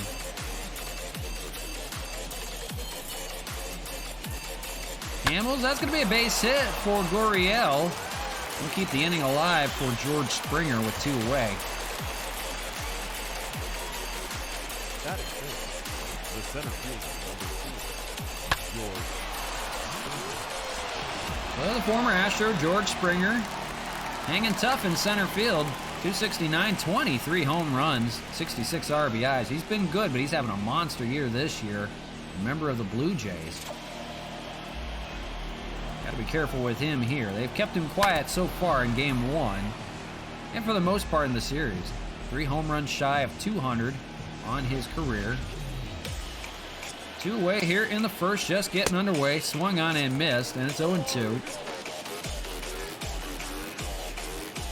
Yeah, sit back, enjoy. We've got this game 2. We got one more on tap after this for you. So we got a little bit of baseball left to play today. Swung on and missed. Springer goes down, and that ends the first with nothing doing. We'll see if the Expos can run away in the first like they did in game 1. No score. Expos coming to bat. Sports stats, who did I replace? Nobody since the last stream, as far as player-wise. The only addition we've had that's recent is Zach Collins. And Zach Collins is playing over at first base. We acquired him from the White Sox for the rights of Yoenis Cespedes, who is on the injured list. He's out for the year anyhow, so he won't play this year. That was the only deal we made. We have not replaced anybody since then. You see Rosarena leading things off. A good day for him yesterday. And now hitting .298. Trent Thornton in that high leg kick again. We've seen him for the 3rd time now. Popped up to left field. That's going to be Goriel that makes the catch for out number 1. So yeah, I haven't replaced anybody since then. Nobody today. Here's the lineup for you. Rosarena, Solano, Canna, Reyes, Sanchez, Wellington Castillo gets the DH spot today. Kemp is in left. Braun has the day off. Zach Collins is the first baseman, and shortstop is Cesar Hernandez. 182 home runs this year. Which team did you replace? Oh, I'm sorry. So as far as team-wise, we replaced the Baltimore Orioles. We're playing in the AL East. The Orioles, we just traded away all of their players. We started fresh, basically. We started with a complete team of free agent players. So we signed everybody that was off the free agents to start with. Some of them we still have. A lot of them we have traded away since then. We're in the midway point of the season. Solano, a line drive base hit for him to begin his day, and one-on-one out here in the first. So a lot of guys have been traded since from the go. You have Mark Canna here. Mark Canna's got 35 home runs on the year. He's leading the league. He was a big acquisition from the Oakland A's. We started as the Orioles, got rid of all of their players. They're all on different teams now. And we started with it was an entire build. It was an entire whole build. It wasn't a rebuild. It was an entire build. It was tough.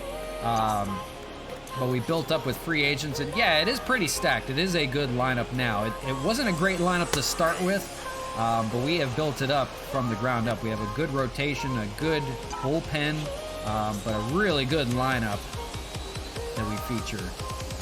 So we've done well. We've taken advantage of some teams looking to just get rid of guys too. Like Canna was on the trading block, believe it or not.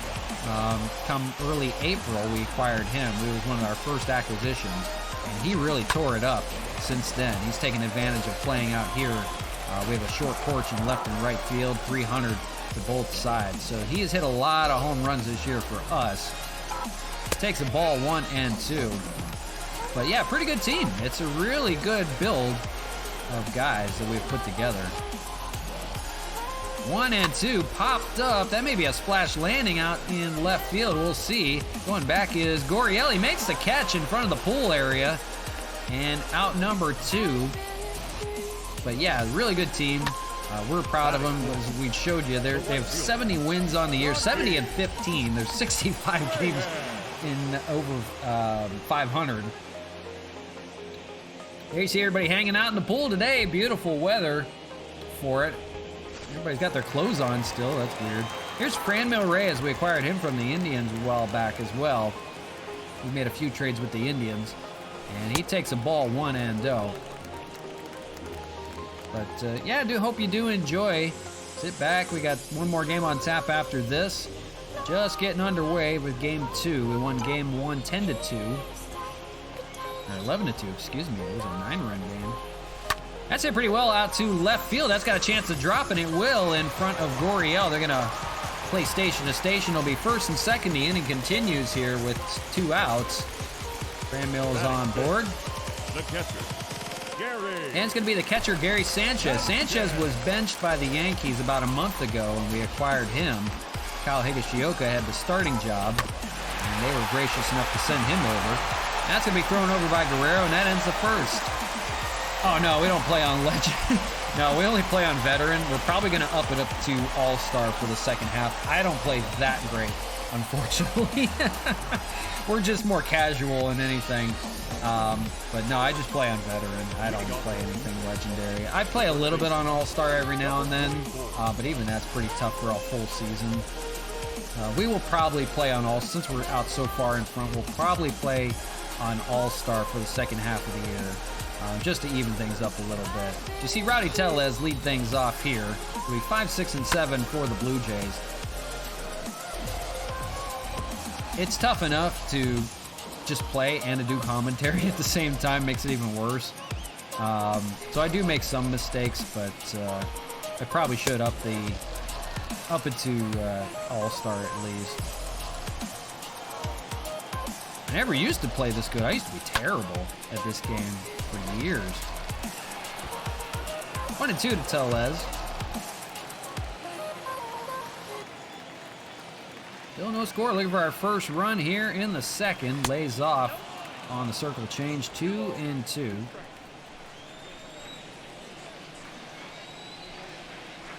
Fouled away. Can't remember who's on deck for them. The new statues out in right field are blocking the scoreboard. I can't see it. It used to be my go-to when I was trying to figure out who was in the lineup. Popped up to center field. That'll be a Rosarena out there. And for the first out of the second inning, makes a catch, one away.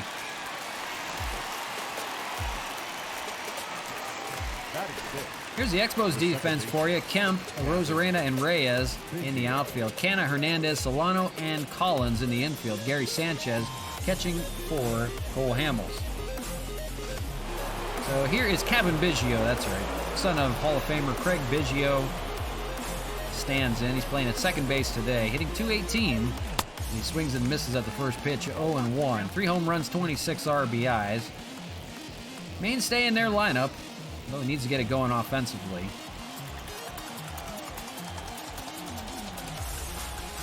.2 here from Cole Hamels. Cruising through the second inning so far. 22nd pitch coming from right here. Swung on and missed. He gets Biggio swinging. That is strikeout number 3 for Cole Hamels. Second out of the second. Batting seventh, the right fielder, Joaquin Diaz. So it is Joaquin Diaz, and this is only his 5th at-bat. Playing MLB The Show, I just hit 2 foul ball home runs. You mean off the foul pole, I'm assuming? Because it can't be a foul ball home run, so it'd have to be off the foul pole, I'm assuming, maybe. But that's cool. Those are hard to do. Joaquin Diaz looking for his first hit as a Blue Jay. They've made some moves. This is his 5th at-bat of the year. We saw some new guys already for the Blue Jays. Joaquin Diaz, I've never heard of him before. I'm not even sure if he's a real player or not. But he's getting the start today in right field. No foul balls. So it'd be off the foul pole, I'm assuming, for a home run. That's all I could guess, because, yeah. 1-2 here. Those are always fun. You get the little ding.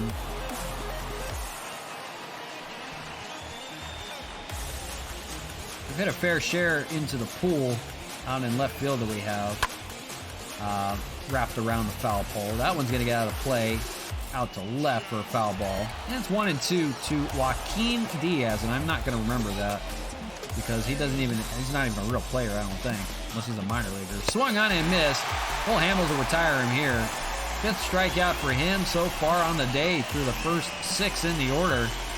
Or maybe 7. Maybe 7 through the order. Middle of the second now, no score from Labatt Park in Montreal. We'll see the DH, Wellington Castillo. 394 hitter. 7 home runs, 16 RBIs. Monster year since he has been brought up from AAA in the Nationals organization. He was just sitting there. We acquired him a while back. We've had to get another catcher just to compensate, just to give him some at-bats. Because Gary Sanchez is our main catcher. He was just supposed to be a backup catcher, and that was it. And he came on strong. So we have some decisions to make as far as that goes. 1-1. Swung on a miss, 1-2. We'll see Kemp and we'll see Collins here in the inning. If anybody reaches, we'll see Cesar Hernandez. 1-2 from Trent Thornton. High leg kick and hammered out to left field. That is way gone in the second deck. Wellington Castillo does it again. 8th home run of the year for him on this short year for him so far. And 1-0 your score. They get on the board first. Dude is unreal. A backup catcher sitting in AAA for the Nationals. Already has 8 home runs. I forget how many at-bats. It hasn't been much for him. Unbelievable stuff for him. Second deck home run. And 1-0 your score here in the second for Matt Kemp standing in. Still nobody out. 317 average for Matt Kemp. 19 home runs, 38 RBIs, and a nice comeback year for him. Thornton will go back to work and he'll pitch a strike with a cutter, 0-1. But yeah, appreciate everybody hanging out with us. Good baseball we've been playing against the Blue Jays. Popped up to center field. That's going to be Springer out there. Make the catch route number 1. But yeah, appreciate everybody hanging out. Hope you've been well. Batting 8. We normally play Monday through Friday. We took off yesterday for Memorial Day. Had some stuff going on, but we start again on Tuesday. We'll have a special Saturday stream to make up for it, so we'll do 5 series this week. Tomorrow we'll feature the White Sox from home in Montreal, and Thursday will be All-Star break. So we'll have the Home Run Derby and All-Star game we'll feature that day. So that'll be cool. Zach Collins, you see here, 209. He homered in game number 1 in his Labatt Park debut. He's our newest acquisition from the White Sox. Playing at first base today. Fouls it away. And it's 1-1. On deck, bottom of the order, Cesar Hernandez. That's hit pretty well out to left field. That is going to drop and hit off the brick wall out there to the corner. And Gurriel fired in, but it's a double from Zach Collins. They had the shift played way over to the right side. So Gurriel was playing in left center. Had to go a long way to catch up to that one on the opposite field hit. So it's a double, 1 away here in the second. Here's Cesar Hernandez. And he had some hits. A triple and 2 doubles in the game yesterday. He's got himself a sacrifice ground out here. Collins will advance to third. Now with 2 away. And it's back to the top of the order for Randy Arozarena. Arozarena 0 for 1 with a fly out back in the first. He's got another run waiting 90 feet away if he can get a base hit here. First pitch from Thornton. That's going to be down the left field line. Just foul. Took away a run there. Well, it's back to 0-1. Thornton's got to be more careful.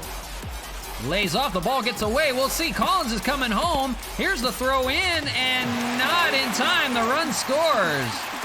That is a wild pitch by Trent Thornton. I got away to that brick wall. You have to be careful with that brick wall because sometimes it'll bounce right back to you, or else it'll take a high hop because it's so hard hit. I mean, remember, it's an all brick wall back there. So you got to be careful how you play it, but Collins and his speed was enough to come in and score, and it's now 2-0. Arozarena now 1-2 with 2 outs. Now nobody on. That is hit out to left center. Pretty well hit. That's going to be George Springer out there to make the third out. So they do get another run. 2 runs come in on the inning. And 2-0 your score now as we end 2.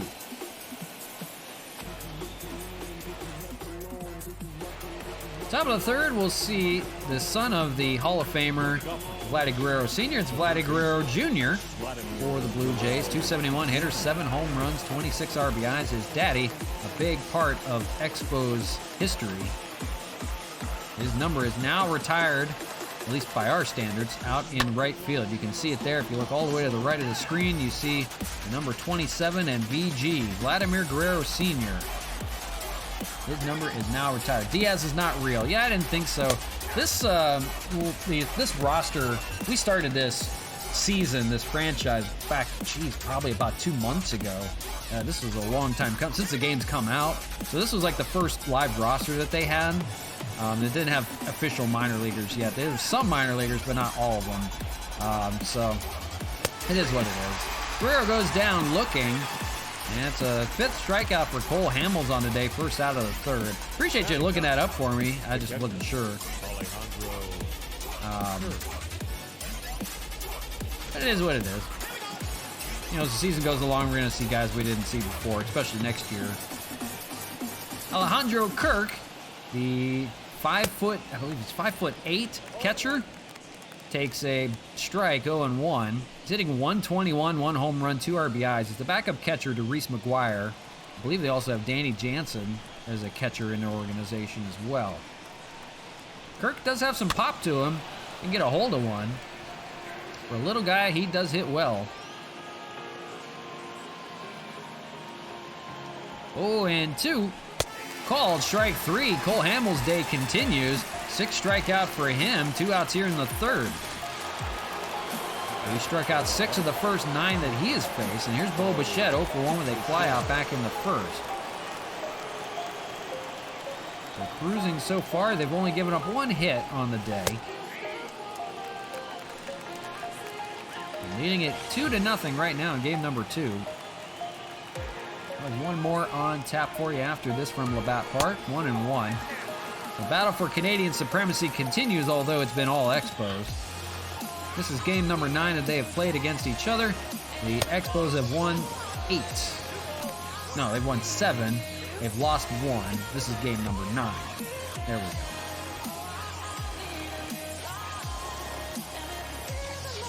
go. 2-1. Swung on a miss by Bichette. And quickly 2-2. Cole Hamels will try to retire the side on strikes. 2-2, swung on and missed. He strikes out the side. Another great inning for Cole Hamels, pitching a 1-hitter right now through 3. 2-0 your score as we go to the bottom of the 3rd. For the Expos in the 3rd, it'll be 2, 3, and 4 in the order. It'll be Donovan Solano to lead things off. He's 1 for 1. On deck will be Mark Hanna. Trent Thornton, 25 pitches in the first 2, goes back to work. A little worse for wear on the 2nd inning. And he'll try to keep this ball game under wraps. 1-1 to Solano. So still early. We'll see how it plays out. Fly ball out to left field. That's got a chance. That's at the warning track and caught by Gurriel.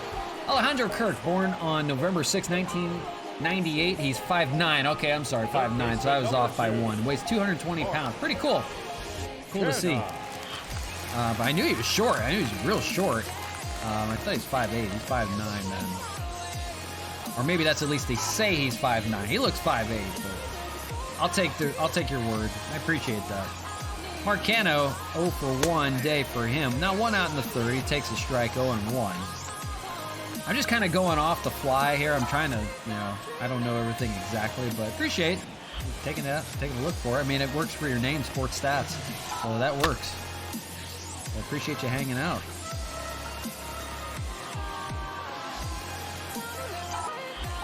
After him, we'll see Franmil Reyes. He's on deck. Be the stat. Yeah, you can be the stats guy. That's fine. That's pretty cool.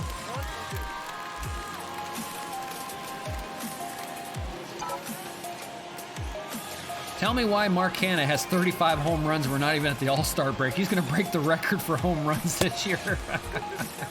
There's a stat. He's having an amazing year. So is Franmil behind him. It's crazy stuff. Fouled away by Canna. And still 2-2. This guy's a glitch in the game. I don't know what it is. I hit really well with Canna. Swing and a missed here, though. Got him with a high fastball.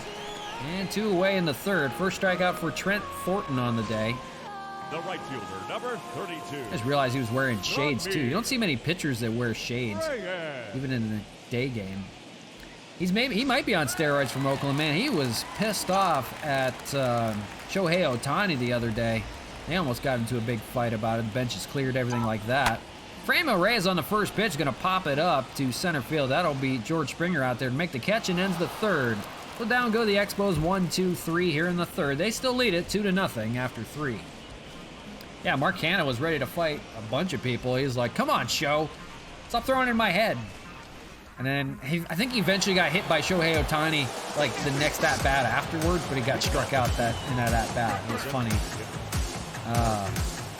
But yeah, he seems like one that could spark a rage. It'll be 2, 3, and 4 for the Jays. It'll be Marcus Semien to lead things off here, 0 for 1 on the day. Cole Hamels cruising right now. 39 pitches through the first 3 innings. Goes to work here in the 4th with Semien. And a first pitch ball and a cutter, 1-0. We'll see Gurriel, and then we'll see Springer in the lineup after that.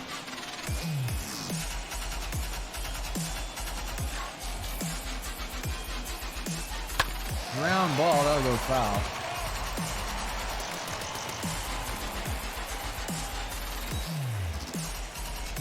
Well, Hamels having a nice bounce back here, and it's bounced right back to him. On cue there, right to Collins over for the first out. Speaking of Oakland Athletics, yeah. The former Marcus Semien, we've talked about it before. Yeah, that was a weird trade. I know Semien signed. I was thinking of whoever the Athletics' new shortstop was. They got from Texas, Elvis Andrus. Yeah, it was weird. A weird shakeup in the infield for a lot of American League teams this year. Rougned Odor with the Yankees. A few weird guys around. Lourdes Gurriel takes a ball 1-0. He's 1 for 1 on the day. Blue Jays will try to keep it within striking distance. It's 2-0 right now. They will hopefully try to hang on for one of these games in the series. You get a rally going at any time. They have some good power hitters in that lineup. Swung on and missed, 1 and 2. Springer especially on deck. 1 and 2. Swung on and missed. They'll get Gurriel. And it's out number 2 in the 8th strikeout already here in the 4th for Cole Hamels. So it'll be up to George Springer this inning. He's 0 for 1. Kept him quiet in this series. First pitch fastball in there, 0-1. He struck out back in the first. Still got those 23 home runs on the year. He can break out at any time. Swung on and missed. Took a healthy hack there, 0-2. Hamels looking for another punch out here in the 4th. He's already got 8. Foul away will do it again. Still to the tune of 1 hit for the... Yeah, I don't hear the trash cans. I had the trash can when we played the Astros. I had a Dodger trash can sitting here because I'm a Dodger fan. And we played the Astros twice now in 2 series. You can go back and look at an old video of that. I have them on either on YouTube or on Twitch. Here you can see like an old video. But I do have a trash can I banged for any of those old players. But I should have for any other guys. Reyes makes the catch, and that ends the 4th. 2-0 your score on 1 hit so far. Cole Hamels cruising. But yeah, we do use the trash can when we play the Astros. We have the last 2 times. So it's been fun. Gary Sanchez will lead things off here. It's 5, 6, and 7 for Montreal. Gary Sanchez.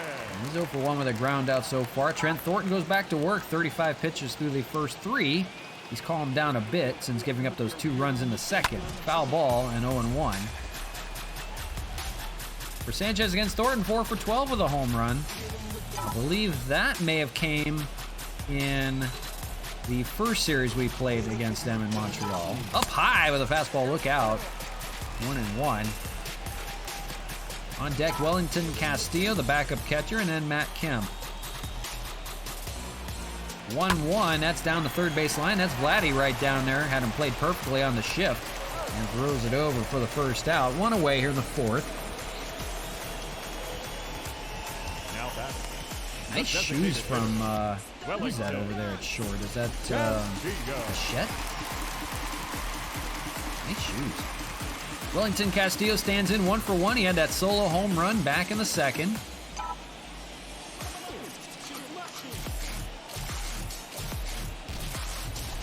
First pitch, here's a ball. Oh, no, it's called a strike. Boy, they're just going to say it just clipped the outside corner. I beg to differ.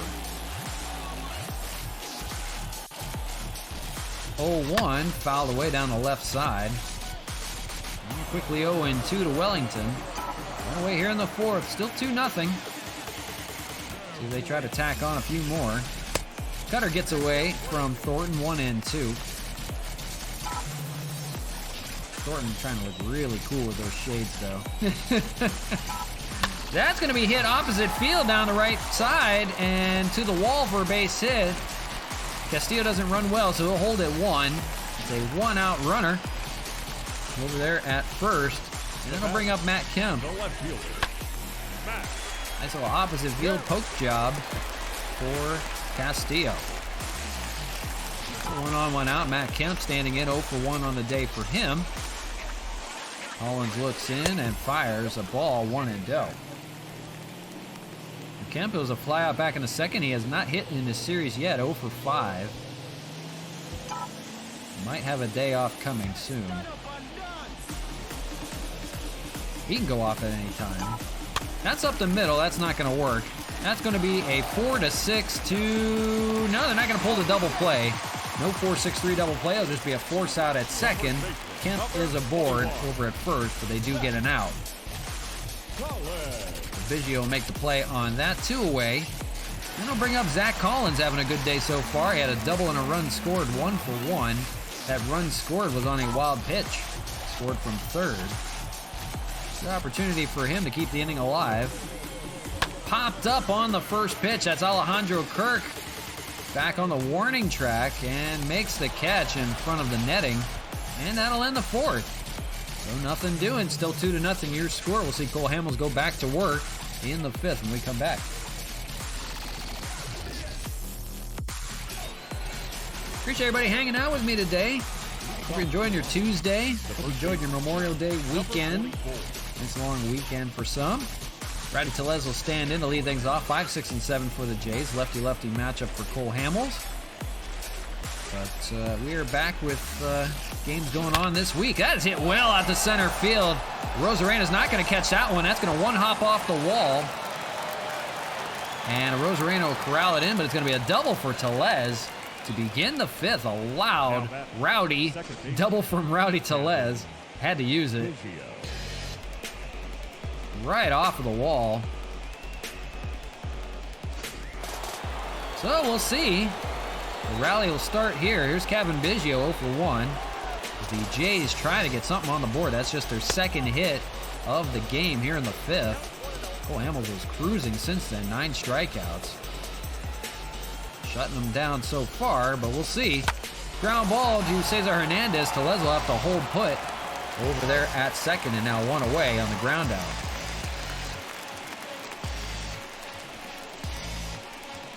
The right fielder, number 1. So here is Joaquin Diaz.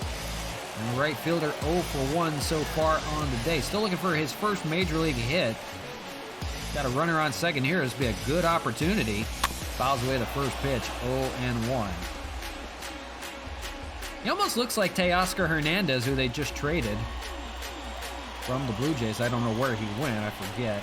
That is going to be his first major league hit and first RBI. That's going to be to the corner. The left center, Joaquin Diaz, has his first major league hit and RBI. And it's now 2-1. He has got the Jays within 1. Go figure. The guy I've never heard of because he doesn't exist. And he's got himself a double and an RBI here in the fifth. Now finally getting to Cole Hamels. The shutout is gone. And now the win is in jeopardy. Here's Vladdy Guerrero Jr. He has an 0 for 1 day, but he can tie it up right now, or maybe more, with a healthy hack. He takes one there. 0 and 1. A strikeout back in the third for Junior. Hitting .271 on the year. Only 7 home runs so far. We're still looking to turn it on. Hamels, foul ball, 0 and 2. Hamels looking to get out of a jam now. Swung on and missed. They get Guerrero again. That is the 9th strikeout for Cole Hamels. That brings up the catcher Alejandro Kirk. 0 for 1 with a strikeout back in the third. 2 on and 1 on second. 2 outs and 1 on second. That's what I meant to say. 0 and 1 to Kirk. At the bottom of the order, he's 0 for 1 today. Trying to drive that run in from second. There's a good runner over there, Diaz. And then quickly 0 and 2 to Kirk. Your Road to the Show player has 54 home runs in 60 games. Oh my God, that is a glitch. Jeez. Popped up. That is going to be caught over there by Donovan Solano. They get out of the jam, but a run comes in to score on the first major league hit for Joaquin Diaz. And an RBI double makes it 2-1 now in the 5th. I've done a Road to the Show player that's got like over 100, it's like 125 power. It's like the max power you can get. But I usually use my guy as a pitcher. He's a submariner pitcher. Cesar Hernandez will lead off the 5th. 9-1 and 2 in the order for the Expos. We'll see a Rosarena and Solano after Hernandez. He takes a ball 1-0. 2-1 your score. Bottom of the 5th. The Blue Jays finally getting on the board. Trent Thornton, that's a little ground ball down the first base line. Kirk's got to throw it over, and he does in time to get Hernandez. Yeah, I mean, you can get, I guess, if you had a switch hitter, it'd probably be better. I have a right-handed hitter. But yeah, 125 power he can have. But yeah, I've got a maxed out pitcher as well. Doesn't throw hard, but he throws submarine. He's a 99 overall. Rosarena, fly ball to left field. That has got a chance and gone off of the splash landing sign. Rosarena homers again for the second day in a row. 23rd home run of the year for Randy, and moves him out a little bit further out. It's now 3-1. Rosarena staying hot.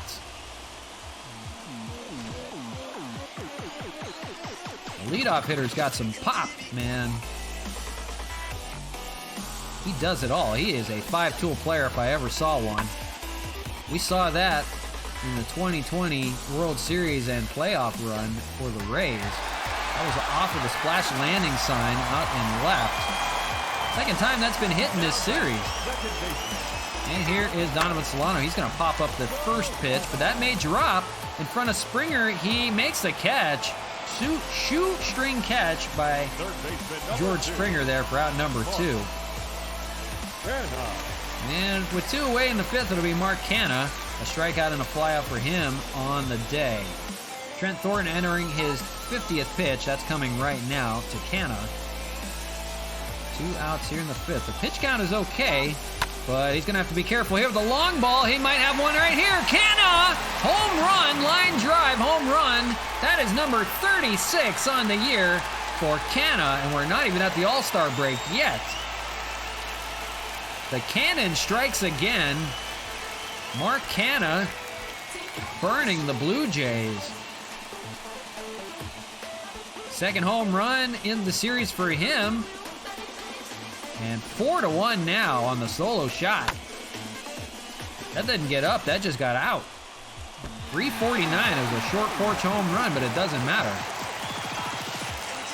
So still with 2 outs. Trent Thornton's getting burned right now, and here's Franmil 1 for 2. They figured him out. Ground ball on the first pitch. That'll be Biggio over there, and finally ends the 5th. But 2 runs come in to score. And now 4-1 your score.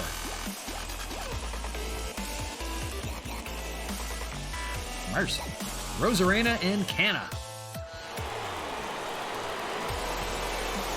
Top of the order for the Jays, it's Bo Bichette to lead things off. 0 for 2 on the day with a strikeout and a flyout. Gives Cole Hamels a little bit more life after he gave up a run in the 5th inning.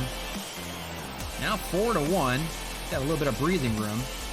Bo Bichette in his nice shoes leading things off. That's a ground ball to Cesar Hernandez, playing it short.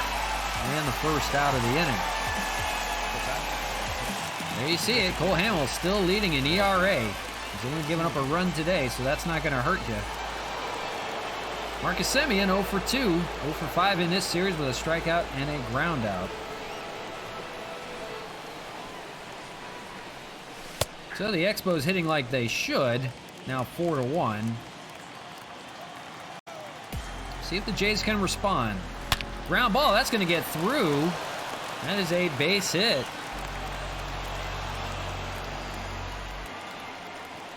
Now batting. Semien on board. 1 on, 1 out. Here's Gurriel. 1 for 2 day for him. He can strike.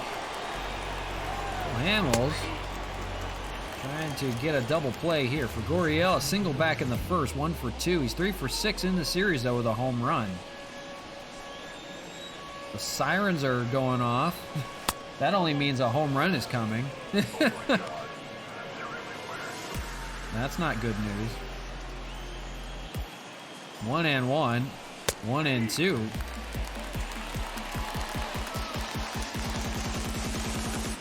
Runner's going, and it's a hit and run, but it goes foul. It goes awry.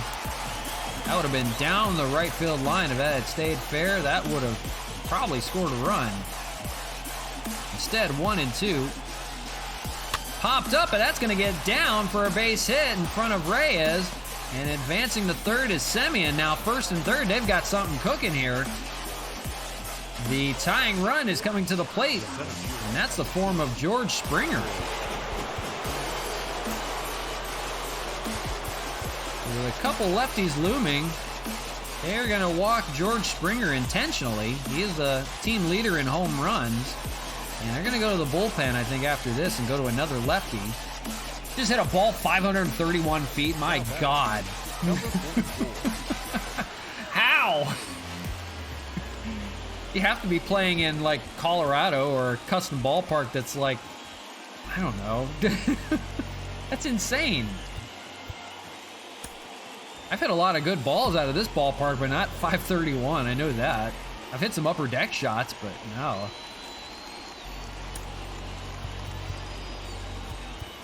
So the Expos going to the bullpen for the first time. They're going to call in another lefty out of there, Sam Freeman. Manager Brandon Hyde is going to come get his guy. That will do it for Cole Hamels. He's given up a run, but he's responsible for the 2 on base right now. So he will depart. They'll try to get him a win as he departs here in the 6th, a little earlier than he wanted to. It's up to Sam Freeman here with the bases loaded. 152 ERA. We try to shut the door here. 1 out. They can have a force play at the plate. It's Rowdy Tellez, 1 for 2 on the day. 2 lefties looming. Popped up for Franmil. He's got it. They're going to test him. Throw in is offline. Even missed the cutoff, man, and a run scores for the Jays. They're making things interesting.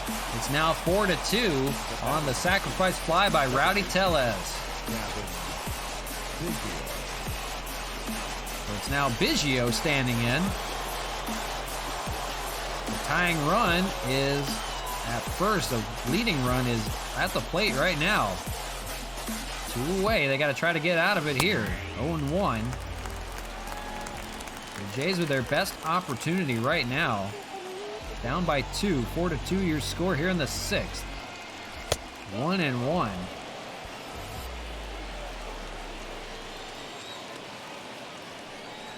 Swung on and missed. 1-2.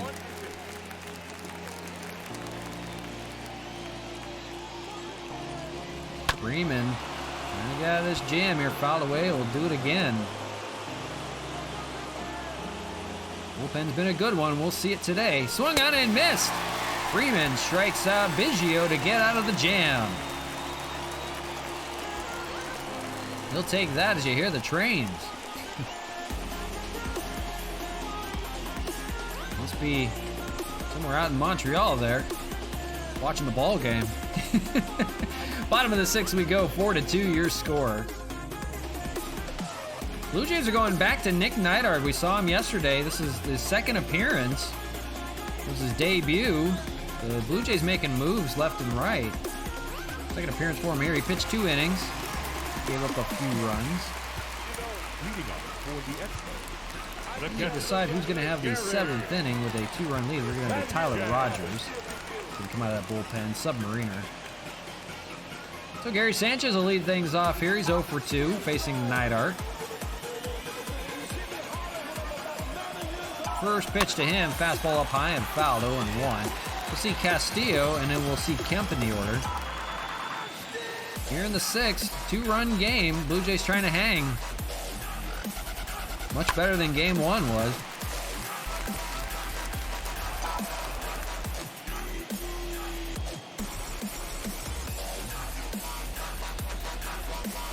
One and 2.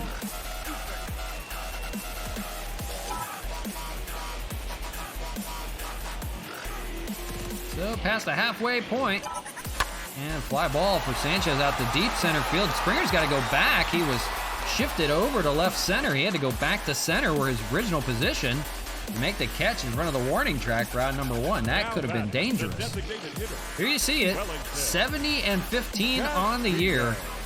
29 games in front of the Blue Jays. 23 games in front of the Yankees, who have only played, 8 games above 500. They've had a good year, just not Expos good.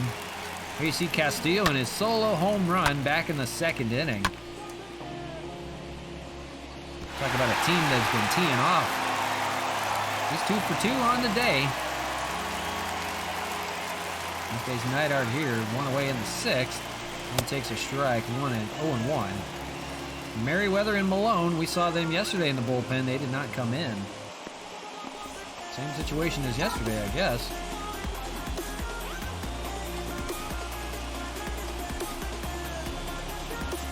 Whoa, Castillo loses the bat. Goes way out to left field. I don't know where that landed. Oh, propeller coming down there. Careful. I don't know. Let's take a look where that landed. Ay. Castillo loses the bat. Where did that land? Oh, God. It went underneath the stadium somehow. I don't know how that's possible. He's not getting that bat back. It found a hole underneath the stadium and died. So he'll get a new piece of lumber. He's not getting that one back. That'll be part of a burial for the Expos. Time capsule, I guess you could say. And 1 and 2. On deck, Matt Kemp. 1 away here in the 6th. 4-2 your score. Fouled away, we'll do it again. He is still hitting over 400, folks. With the 2 for 2 day, he is 4-11 in his first 73 at-bats. Unbelievable stuff from this guy. Lays off 2 and 2. We talked about off the scrap heap, basically, from the Nationals. 2-2, fouled away, staying alive.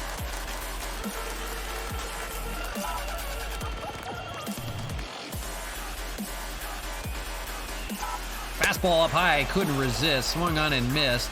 And that's out number 2 here in the 6th. Nick Neidhart getting the job done so far, 2/3 of the way there in the 6th. And for Matt Kemp, he is 0 for 2 on the day. And 0 for 6 in the series.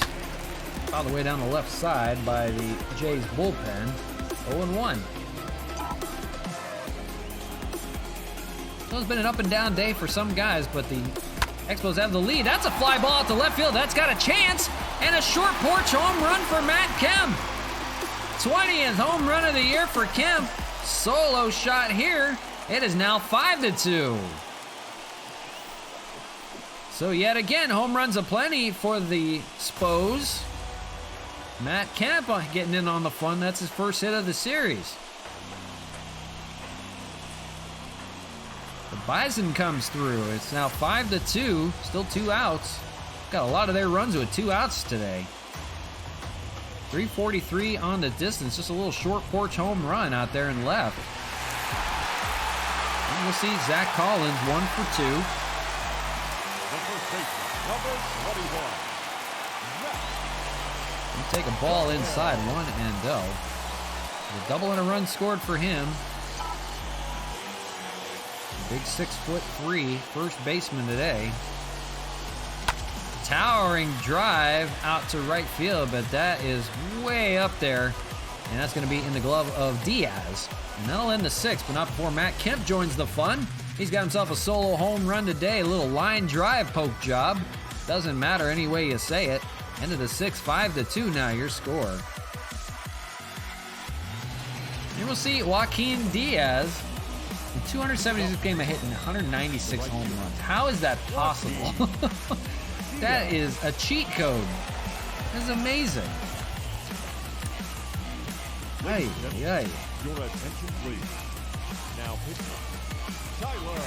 That's like beginner mode slap hitting. If you're playing on Legend, oh my god.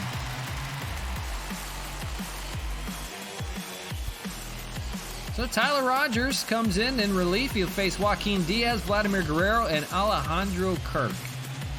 Here in the 7th. Submariner will try to sit down Diaz, who got his first major league hit and RBI last time up. First pitch strike, 0-1. Rogers, originally from the Giants, acquired in a trade with Donovan Solano. 0-2. Oh, you are playing him again. Okay, that makes more sense. Okay. I was wondering about that. Yeah, I can put up some good numbers on beginner.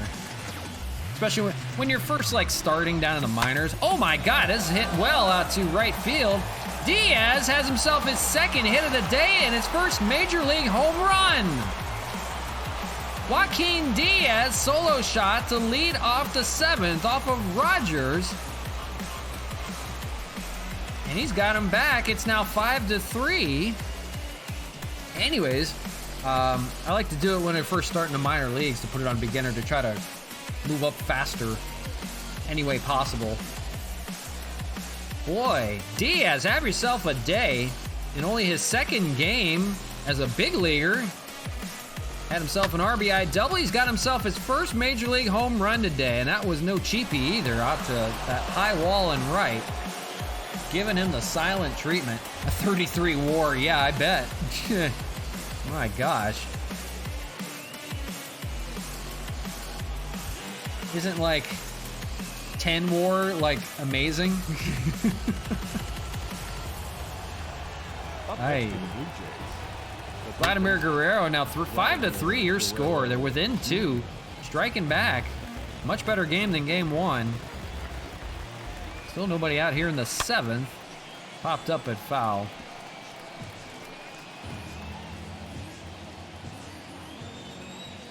Yeah, I'd say 33 WAR is pretty good, I think. Collins will take it himself, 3 unassisted for out number 1 here in the 7th. Now batting, catcher.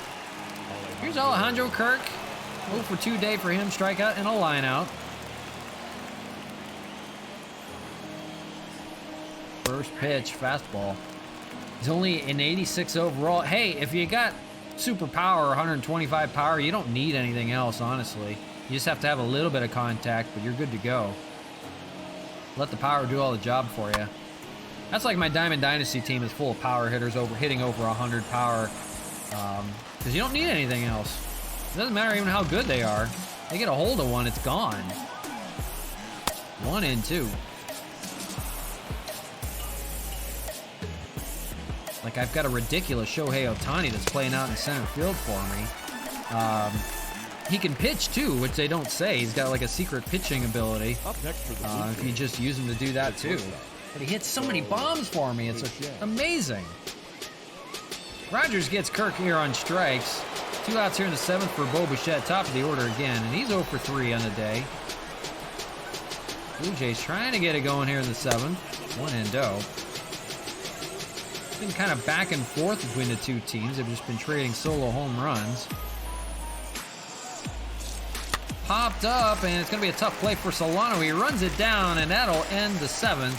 It's time to stretch, so we'll take a quick commercial break. We'll show you the first Major League home run of Joaquin Diaz, and I'm sure we'll be hearing a lot more of him on the Blue Jays staff. Middle of the 7th, we go 5-3 your score. We'll be right back after commercial break.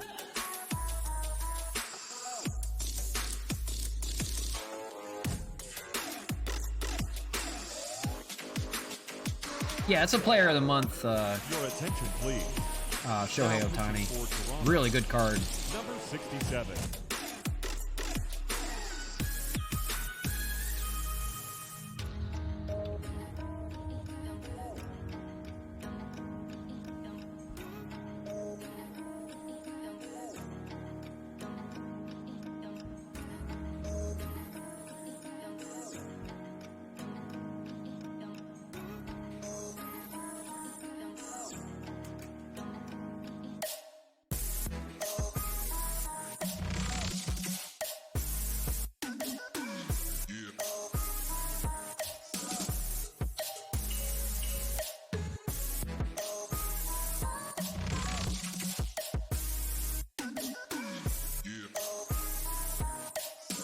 All right, we're back to you live from Labatt Park, beautiful Montreal, Quebec, Canada. All Canadian series yet again with the Expos and Jays. It's Expos out in front by 2. A little bit closer score than game 1. 5-3 your scores. We enter the bottom of the 7th. They'll have Julian Merriweather come in for the Jays out of their bullpen. We saw him yesterday as well. To answer sports stats, if you didn't hear me over the commercial break, yeah, it's a player of the month, Shohei Ohtani. That card is amazing to me because he can lead off. He hits for super power. Even against lefties, it's 95 power, but I think it's like, I've got him up to 106 power. Against right-handed pitching, amazing stuff from him, man. He hits so many bombs for me. And not only that, yeah, you can switch him out to be a pitcher too, which is really cool. And he's got like ridiculous stuff. He can throw 100. So it's kind of something they don't tell you about. That you can't use him as a doubled up as a pitcher, but you can. So he adds like another pitcher to my rotation, which is really cool. So we'll see Merriweather here, and it'll be 9-1-2 for the Expos. Cesar Hernandez lead things off both with two ground outs. We need to get a pitcher to pitch the 8th inning. I believe it's going to be Austin Adams will come in. He's been good for us so far. So here we go with the 7th. A 2-run game. A little close for comfort. Jay's trying to hang on. First pitch to Hernandez, out to right field, and caught by Diaz out there, having a good day. Makes the first out of the 7th, takes away a double from Cesar Hernandez. Now batting, the center fielder, Randy. It'll be Randy Arozarena, and he's got a home run on the day. 1 for 3. So if we can keep it going here, just a point under 300. 299.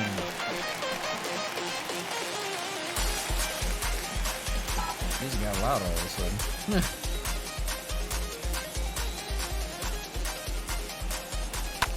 Fouled away down the left side. It's quickly 0-2. On deck's Donovan Solano. A 1 for 3 day for him.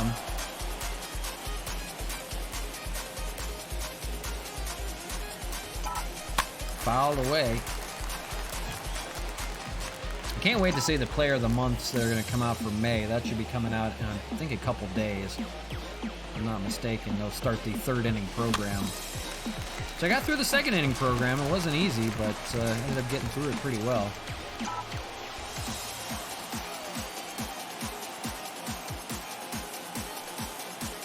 Oh, and 2 to Arozarena, and a ground ball will roll foul. He'll stay alive.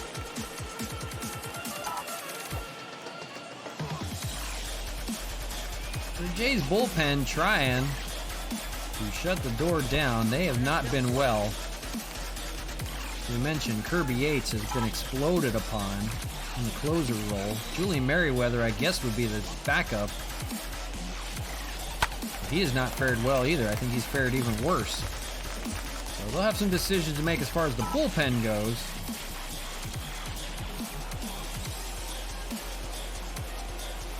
Come to think of it, Nick Neidhart, I believe, was a pitcher for the Miami Marlins, and I believe he was acquired for Teoscar Hernandez. So I believe Teoscar Hernandez was traded to the Miami Marlins in this game, not in real life, for Nick Neidhart and maybe somebody else. I don't know.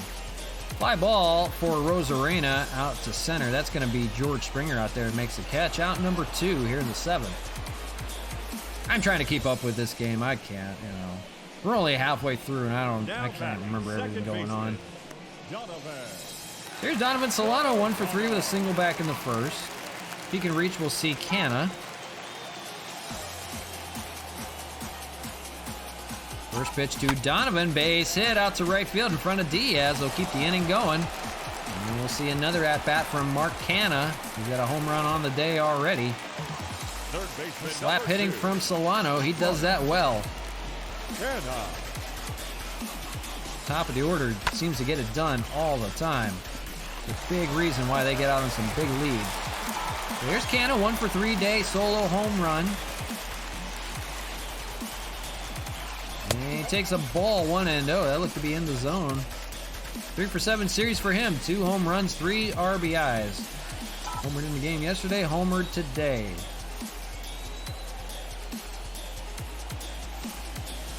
He's now 36 for him. Not even at the halfway point yet. There's still 4 more games to play before the All-Star break. And at that rate, he will hit at least 72 home runs, if not more. And that would put him 1 shy of Barry Bonds if he kept that pace up. Amazing stuff. Of course, it's not 119 home runs like some people playing on the road to the show, but that's fine. I don't need to break those kind of records.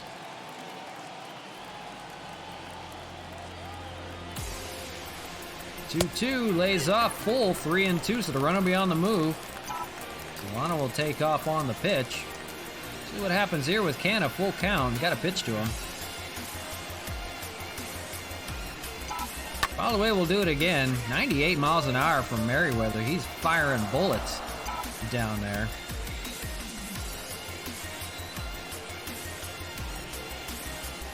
Do it again at 3-2. Here it is. Runner goes, and another fastball down the middle, but fouled away. Just trying to catch up is Canna. So one more time. Solano will get his calisthenics in. Fastball hit pretty well out to left field, but that is going to be dying out there in left. That'll be in the glove of Gurriel. And that will end the 7th. 5-3 your score. Jays are running out of outs if they want to come back in this one. We'll see. It's Marcus Semien to lead things off. It'll be a new pitcher for the Expos. It's Austin Adams. Since joining the Expos, he's been good. 4 appearances. This is his 5th now. 6.2 innings pitched. 1-0 record and no ERA so far. 12 strikeouts. Not giving up a hit against a righty yet.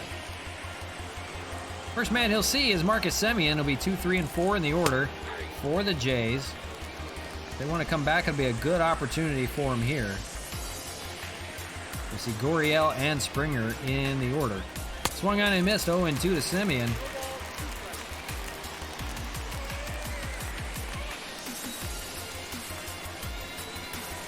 Austin Adams gets a swing and miss on the slider. Good pitch there. And out number 1 here in the 8th. There you see the comparison. 5 innings apiece for both guys. But Cole Hamels just a little bit better. 5 hits and 2 earned runs. 9 strikeouts compared to Thornton. 4 earned runs and 7 hits and only 1 strikeout. Gurriel stands in, having a good day. 2 singles. 2 for 3 on the day. He's 4 for 7 with a home run on the series. So seeing it well. Slider again from Austin Adams. Lays in there for a strike. 0-1. On deck, George Springer.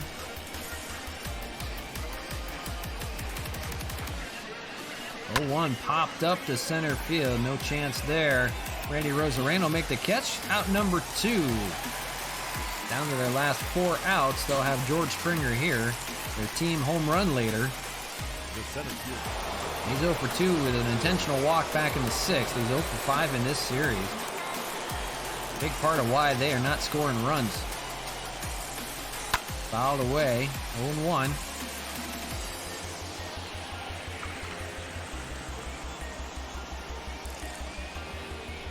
1-1. The attendance 40,377. Not a sellout, but a very good crowd on tap of Canadian baseball fans. Watch a battle for Canadian supremacy, but it's been all Expos as they try to continue on. Try to go for the series win here and go for the sweep in Game 3.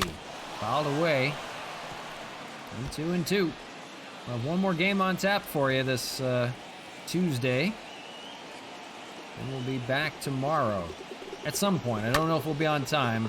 I have more landscaping going on outside, so they're cutting a tree out of our backyard. So we'll see. Hopefully they'll do it sooner than later. Fouled away. Well, appreciate everybody's hanging out with us today. Been fun so far. Swing on a miss. They get Springer again. He's 0 for in the series. And that'll end the 8th for the Jays. Good inning of work from Austin Adams. He shuts the door and holds it down. Middle of the 8th, 5-3 your score. Looking at the lefty Tommy Malone out of the Jays pen. 0-1 record, a 2.11 ERA. He's been good. 22 strikeouts in 42 innings of work, but he's limited to damage. And that's the name of the game. You'll see Franmil to lead things off, and then Gary Sanchez and Wellington Castillo in that order. For Franmil, 1 for 3 with a single back in the first inning.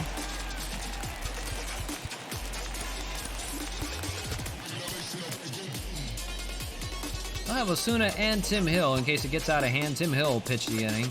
If not, it'll be a safe situation for Roberto Osuna in the 9th. There's always the possibility the game can get away from you, especially playing in Montreal. 0-1 here to Franmil. Malone wears number 69. Nice.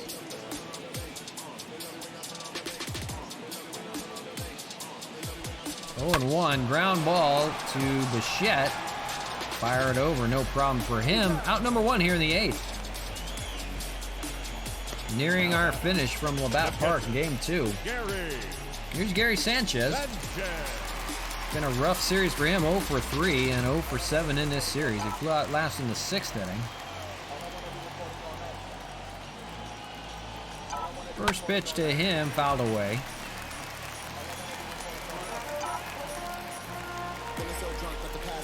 We got one more on tap for you guys, so don't go anywhere. Fouled away, 0-2.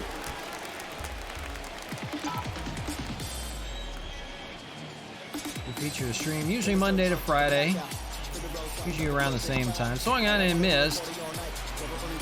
Going to be a strikeout and a 2-3 put out for Tommy Malone. And 2 away here in the 8th. Here's Wellington. A 2 for 3 day for him. A home run and a single. If he can reach, we'll see Matt Kemp. Lays off 1-0 for Castillo.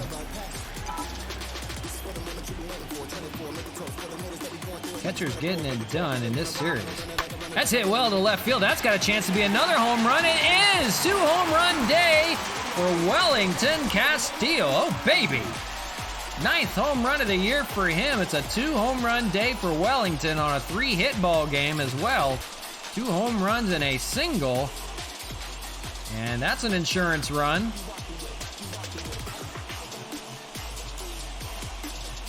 Wellington, another short porch home run. Doesn't matter. It's 6-3. And they'll try to keep it going right now. Here's Matt Kemp. And the sound went out.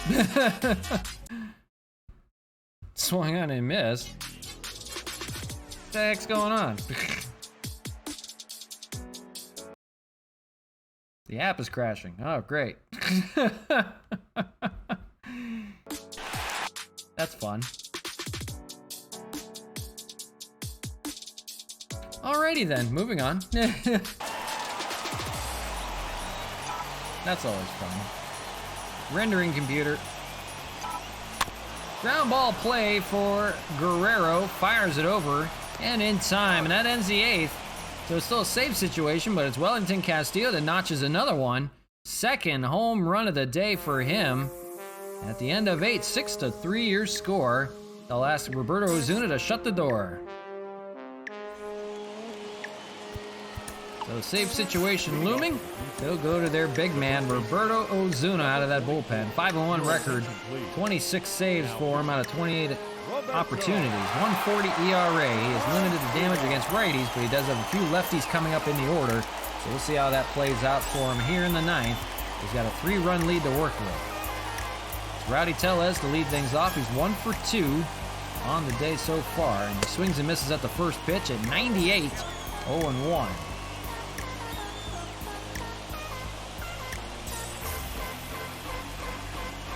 Oh, and 2 swung on and missed. Can't catch up. And change up. Got him swinging here on 3 pitches. Out number 1 of the ninth. It's Kevin Biggio, 0 for 3, 0 for 6 in the series. Last struck out last time up in the 6th. 99 on the fastball. Can't catch up. 0-1.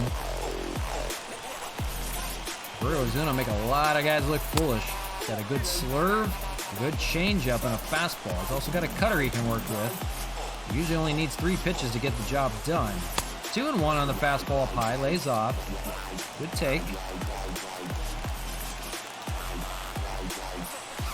Expos looking to shut the door. Strike call, 2-2.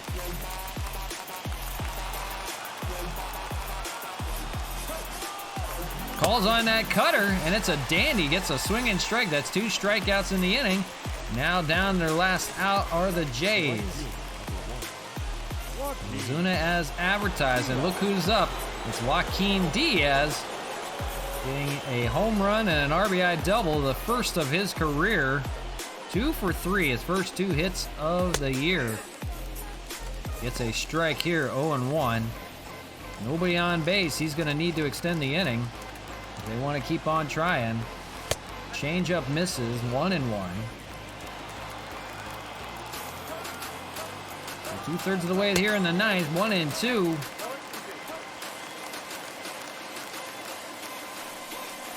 Fouled away, he'll stay alive.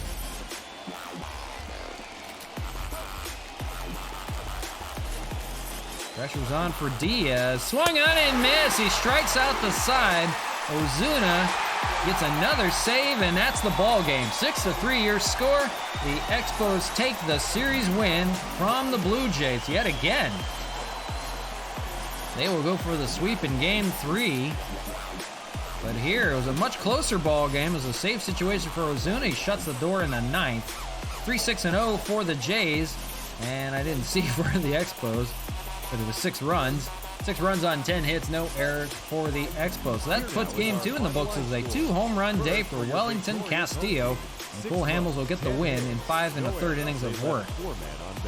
We mentioned Joaquin Diaz's first 2 hits of his career, so I'm sure we'll see plenty more from him. I'm sure he'll be in the lineup tomorrow.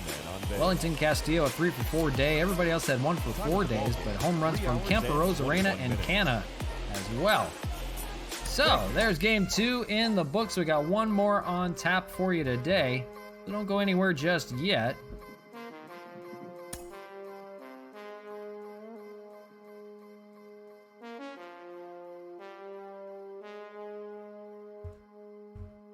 And we'll get underway here shortly. So as we mentioned, tomorrow's stream will be the White Sox for 3 games. In that one, we'll see Homer Bailey against Carlos Rodon. We'll see Rick Porcello go for win number 13 against Ronaldo Lopez. In the finale, will be Anibal Sanchez against Lucas Giolito. That should be a good one. But we got a good one on tap here. A really good pitcher for the Jays. Hyunjin Ryu, an 8-3 record, will face Tyler Glasnow, a 10-2 record. A battle of aces on the staff right now. So let's get on into it. Finale. The Cubs are offering a trade. Let's see what they want. They want to offer Brandon Workman, good bullpen arm, for Malcolm Canelo. How's he doing this year? 5.70 ERA. No thanks. That's all right. I don't need another bullpen arm that badly.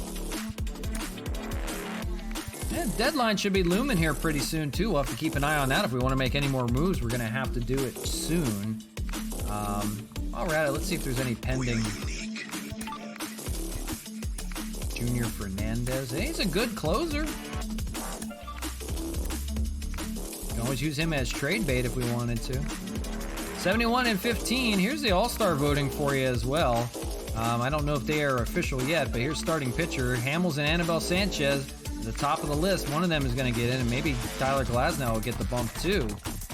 Aaron Slegers, Nick Wickren in relief. Look at that. Tyler Rogers, one of ours as well. David Robertson down the list a little bit. That's pretty good. Might have one of those guys join on. Roberto Ozuna is the top closer voted in so far. That's nice. Catching, Gary Sanchez is second. And anybody else? Austin Nola is on our staff. He's on the injured list. Wellington Castillo down there a little bit. Having a good year so far. First base, we don't have anybody because all of our guys are playing different positions. Cesar Hernandez leads the second base vote, so he will get most likely a start over Whit Merrifield. At third base, nobody. It's Alex Bregman leading that side. Shortstop, we don't have anybody on that list. Kemp is leading in left field. That's cool. So by 20,000 votes, he may get the start. Ryan Braun looming down there on the bottom. Mark Canha and Randy Rosarena 1 and 2, with Mike Trout being the third vote. That's unbelievable to see. But Mark Canha has 36 home runs, and Randy Rosarena, they should get an all-star nod. Franmil Reyes in right field, so we'll have, what would that be, like at least 4 guys starting possibly? That would be nice. So we'll see how that plays out. That's not official just yet. So maybe we'll have to take a look at that tomorrow. So let's get into game number 3 while we're at it. Finish this series on off. We're gonna have a lot of guys coming off the bench. Give some guys a day off. From Labatt Park, here we come. Overcast skies. Tyler Glasnow and a pretty good bullpen ready to go, just in case. So yeah, we're gonna give some guys a day off. Here's what I think we'll do. We'll give Rosarena,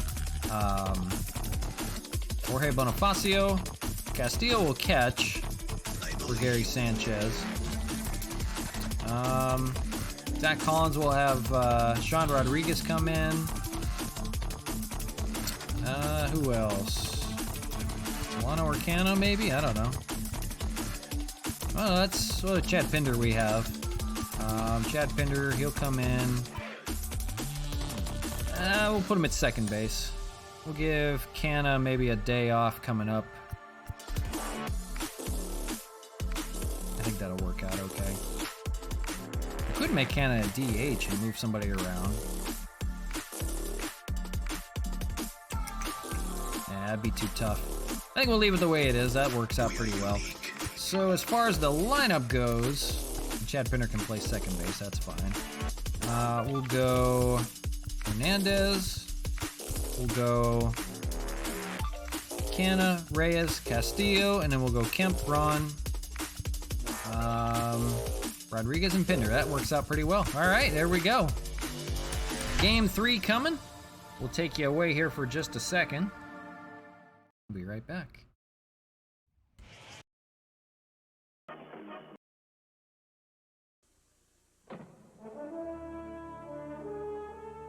You're watching Major League Baseball on TSN, the sports network.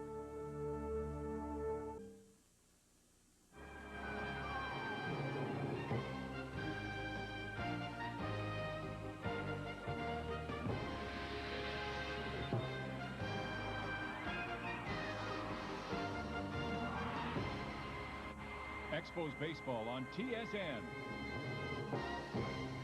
Brought to you by Pepsi.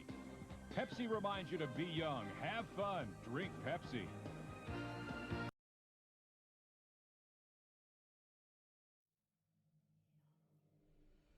All right, and here we go with Game 3 of the series from Labatt Park. All-Canadian series, Jays and Spos. It's been all Expos so far. You see it there, beautiful day again from Labatt Park. Expos a 361 batting average, 5 earned runs. That has been good in this series. Montreal Expos. Has been really good.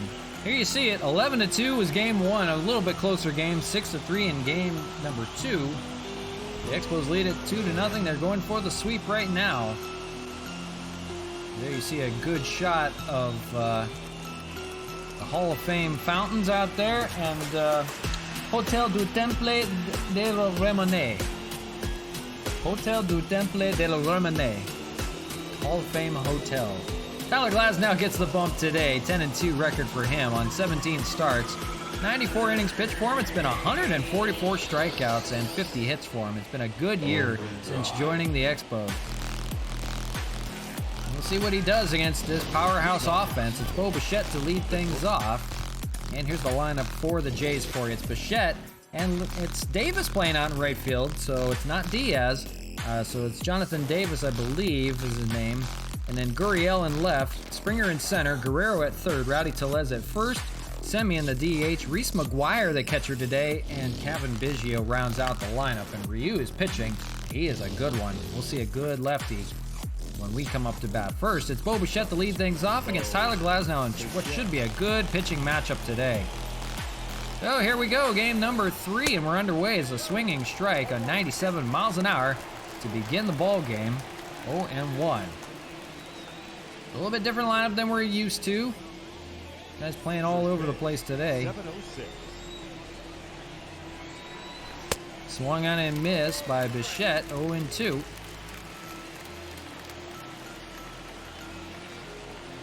And on 3 pitches, gets a swinging strike. Strikeout for Glasnow to begin the ball game. Good start for him. Batting second, the right fielder. So it's Jonathan Davis. And only his 3rd start. Hitting .444 so far. No home runs, no RBIs. Fouls it away in the first. 70-degree weather. Overcast skies, although I don't see it there. It looks pretty good. You see a shot of the left field side, the Nosemors Appartement. I'm sorry. Nosemors Appartement. That is our Love's apartment complex. Swung on and missed, 2-2.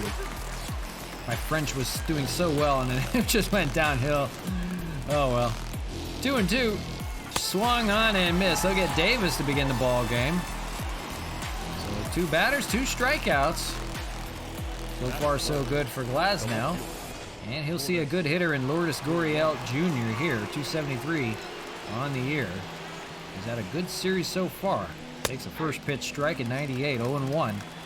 13 home runs, 36 RBIs. The mainstay in left field for the Jays this year. On deck is George Springer if they can reach.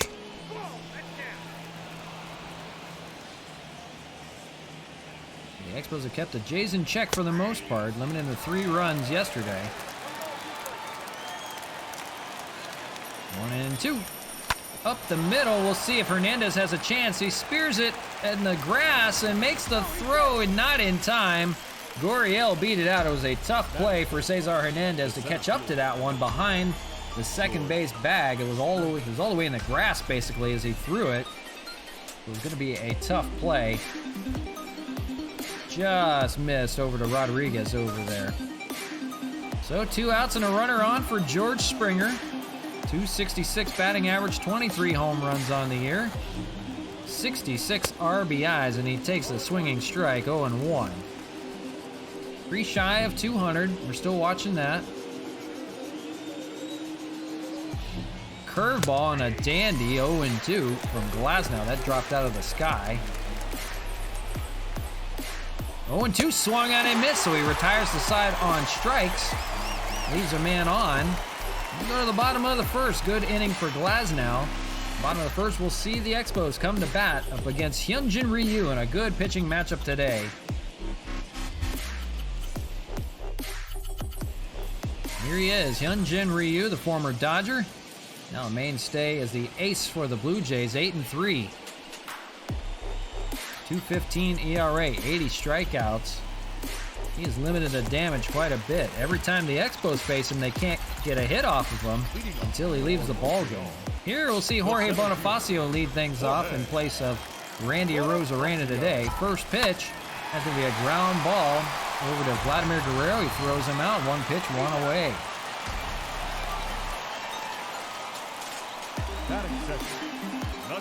There's the rest of the lineup for you. A little bit different than usual. Hernandez, Canna, Reyes, Castillo, Kemp, Ron, Rodriguez, and Chad Pinder gets the start today at second base. Here's Cesar Hernandez hitting .301. Hitting from the right side today with the switch hitting spot, and the lefty Hyunjin Ryu. First pitch to him is a strike 0-1.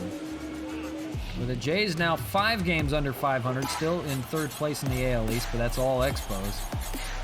Not gonna catch them. Lays off 1-1.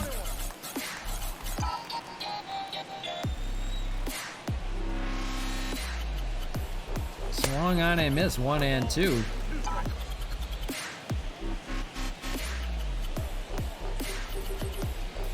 Found a way to stay alive. On deck is Mark Canna. 2 home runs in this series already. Ground ball, that's going to be back to Ryu. He's got a tough play over to first. He makes it in time. Good throw by Ryu. You get the speedy Hernandez down there at first. So 2 away. Base is empty. Here's Mark Canna. First in the AL in home runs and RBIs. You see him there. 36 home runs, 73 RBIs. 275 hitter on the year. Just a monster year for the Cannon.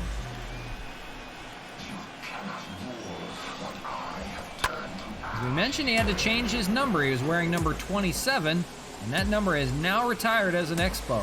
That goes to Vladimir Guerrero Sr. as part of 3 new retiree numbers for the Expos franchise.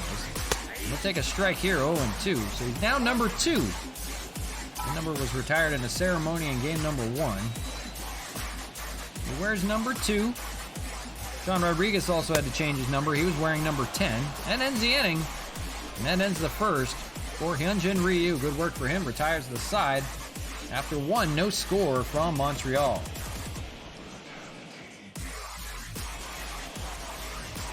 The son of one of the retired numbers, 27, we just talked about, Vladimir Guerrero Jr. stands in. It's been a quiet series for him, hitting .269. Tyler Glasnow goes back to work. It took him 14 pitches to retire the side on strikeouts. First pitch strike, 0-1 here to Vladdy.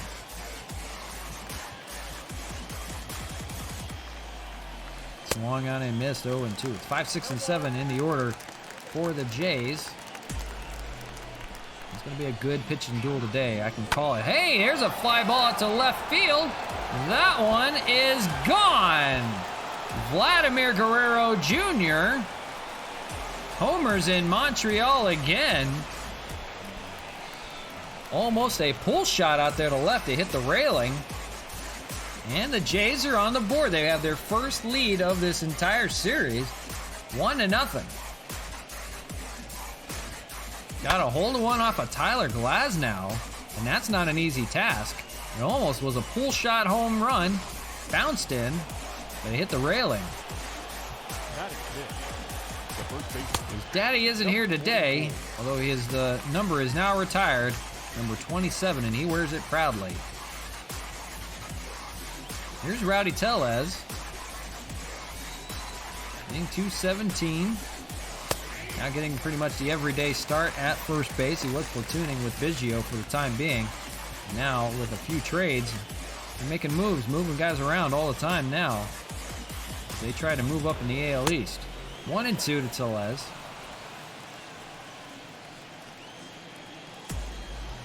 So 1-0. Here's a fly ball out to left field. That's got a chance. And it's back-to-back home runs for the Jays. Guerrero and Tellez. This is unheard of off of Glasnow. And now 2-0 Jays as they try to avoid the sweep. They're battling for their Canadian supremacy. That was an opposite field home run for Tellez. That's not an easy job. He had the shift plate on, so he would have at least at the most, or at the least got a double. At the most, he hit the home run. Almost identical to Guerrero. It's a little bit shorter. 330 the distance on there. Doesn't matter. It is 2-0 Jays. Glasnow shook a little bit in the second inning. Goes back to work, and he faces Semien here with a strike 0-1. For Semien, 248, 9 home runs, 26 RBIs. But the Expos have some work to do today. It's the first lead for the Jays. Fouled away.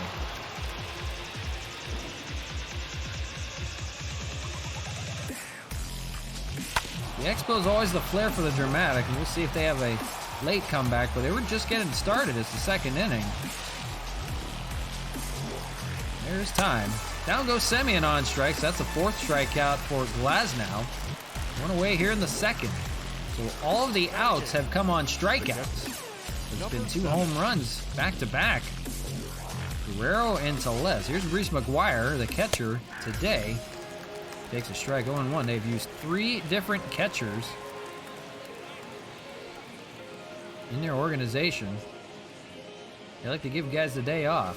1-1. They have Danny Jansen, Reese McGuire, and Alejandro Kirk, who we saw yesterday. Curveball gets away from Glasnow a little bit. 2-1.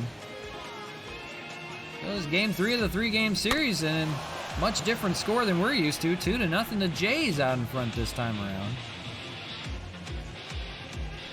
2-2, fouled away.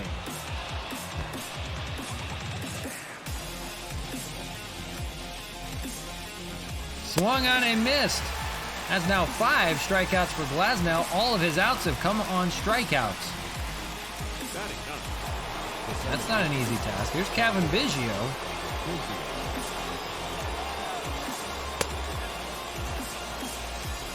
There's been 3 hits in the game. So all of the outs have been recorded via strikeout. Swung on and missed, 1-1. 1-2. He may retire the side on strikes again. 1-2, ground ball. That's going to be over to Cano over at third. He's got to hurry. Fires it over, but it's not in time. The inning will continue. They had the shift on, and Cano was the only man on the left side of the infield. He had to go a long way to get to that one. Couldn't get it there in time. The speedy Biggio beats it out. The lineup turns over. It's Bo Bichette, 0-1. So Glasnow in a little bit of a jam.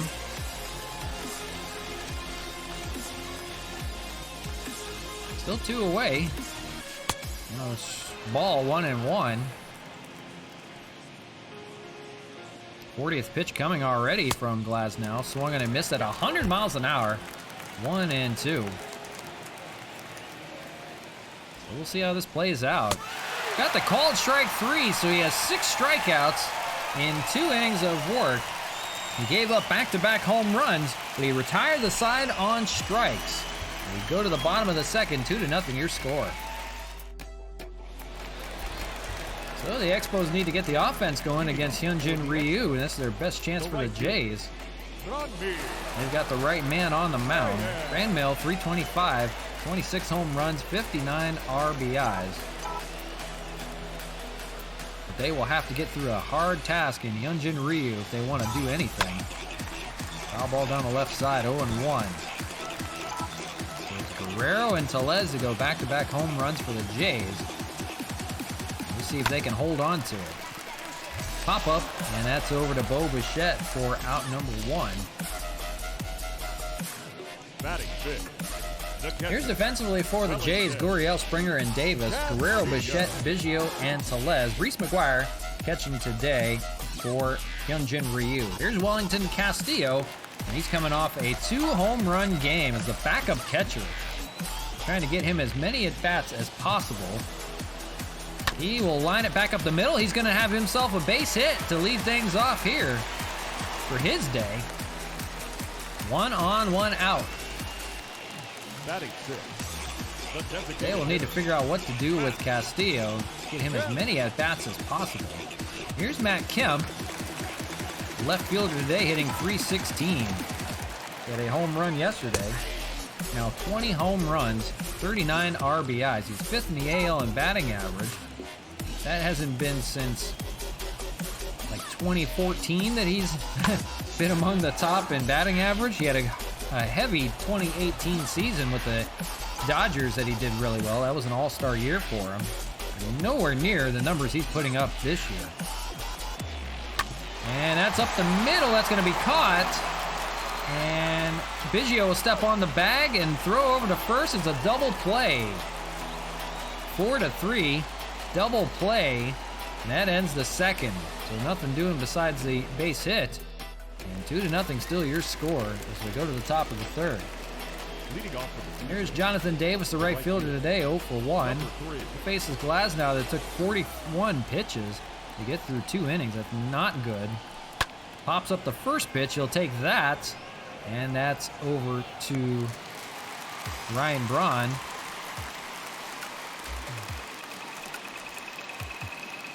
Up next for the Blue Jays, the left fielder. I just wanted to look at something. I don't know if I had my lineup set correctly or not. Oh, Kemp's the DH today. Okay, I got it. I thought I gave somebody else a DH spot, but I guess not. Here's Gurriel, 1 for 1. He takes the ball, 1-0. Gurriel has some success against Glasnow, 2 for 5 with an RBI. 2-0 here. On deck is George Springer.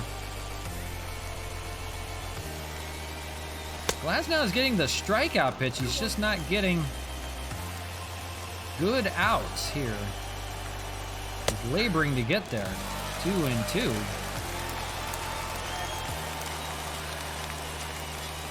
Fouled away, we'll do it again. It's not going to last long in this game if that's the case. I'd like to get him 5 innings if possible. Swung on and miss. He's going to get another strikeout here. That is now number 7 on the day. The center fielder, So 7 of his 8 outs are strikeouts. And here's George Springer 0 for 1. He's losing this ball game right now, 2-0. On back-to-back home runs back in the second. For Springer, it's been a terrible series for him. 0 for 7 and 0 for 1 today with a strikeout.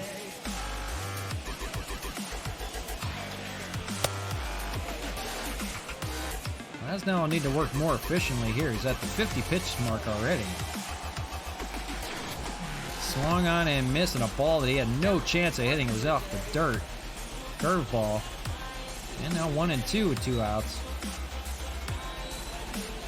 Gets Springer here. So that is 8 punch outs for Glasnow. And the 9 outs he's had, 8 of them are strikeouts. We go to the bottom of the third, still trailing 2-0. Here's Ryan Braun, hitting .274 on the year, having a little bit better go of it. the left fielder. Now that he's back at home, he faces Hyunjin Ryu here that's been good. He limited them to 1 hit through the first 2 innings. Braun is 1 for 11 against Ryu. 9 strikeouts. Hammered out to left field, but that is going to be caught out there in front of the short brick wall in front of the pool area. Batting eighth, That is an out on Braun. Gurriel makes the catch. 1 away in the third. Here is Sean Rodriguez hitting .301 still. 8 home runs, 20 RBIs. Another good story off of the bench. The plug-and-play utility man playing over at first base today. He takes a strike 0-1. After him, we'll see Chad Pinder, another utility man they can use.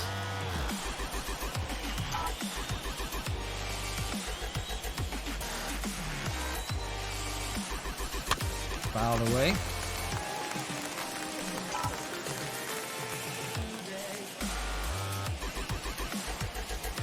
Oh, and 2, he lays off. Good take. The bottom of the zone didn't get it. And it's 1-2.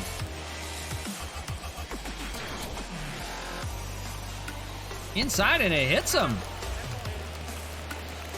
Got him with the curveball. Wasn't trying to hit him. Just got away from him a little bit too much. It hits him right on the knee. That'll bring up Chad Pinder with 1 out. And he's recently lost his starting job. He doesn't get many opportunities as much. He's the utility guy as well as Sean Rodriguez. So he'll get some opportunities for guys that give him a day off. Fouled away. In this series, 26 hits, 9 home runs for the Expos, although quiet today, down 2-0. Gets the called strike 3 on Chad Pinder. He will go down. Second strikeout for Ryu, second out of the third. And it's back to the top of the order. It's Jorge Bonifacio, 0 for 1 with a ground out back in the first inning.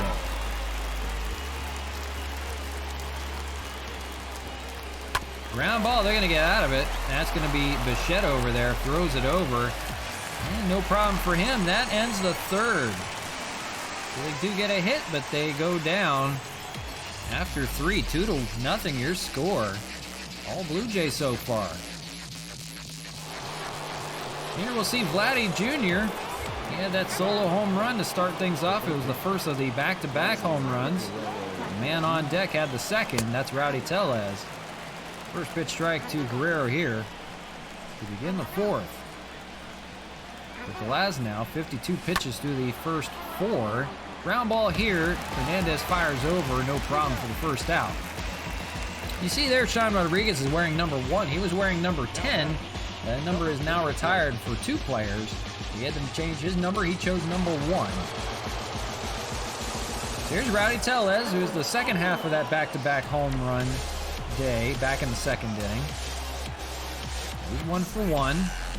Fouls at the first pitch, took a healthy hack, 0-1.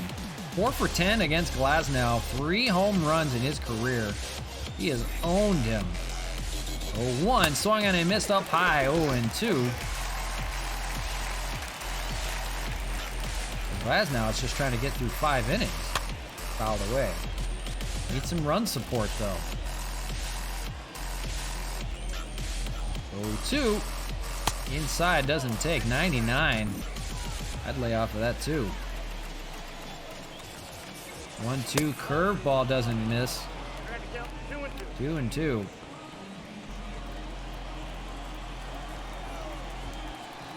3-2 works him full. On deck is Marcus Semien. And Glasnow needs to limit the pitch limit here. He's now at 60.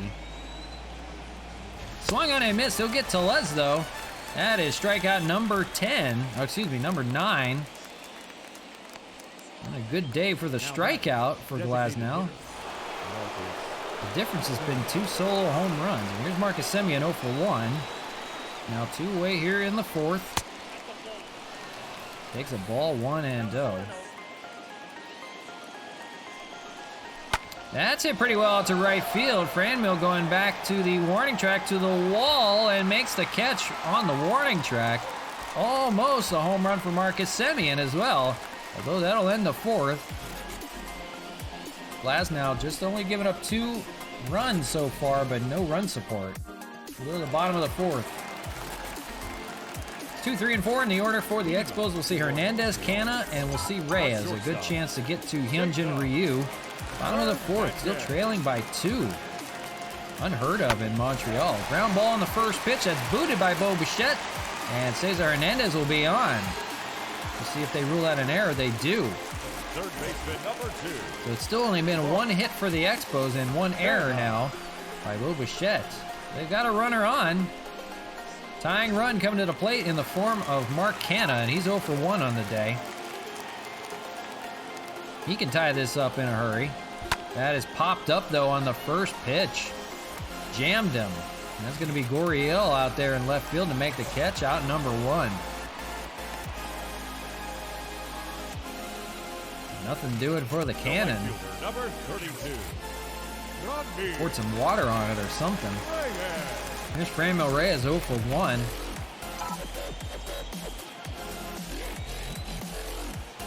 Only man with a hit so far off of Ryu has been Wellington Castillo, and now Franmil Reyes, single.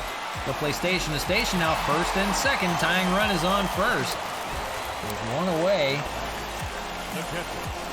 And here is Wellington Castillo. And the other hit in the game. So maybe a chance to break through here. Best opportunity so far. First pitch ball on the changeup, 1-0. It's been a 4-for-5 series with 2 home runs, 2 RBIs for Wellington Castillo. He can unload right now. He's got 2 on. Takes a strike on the outside corner, 1-1. For Ryu, try to get a double play here and get out of the inning. Swung on and missed in the dirt. That's not what you wanted. 1-2. That's a good curveball from Ryu. So 1-2. Lays off, good take by Wellington. 2-2. On deck is Matt Kemp. Want to keep the inning going. Foul away to stay alive. 2-2 still.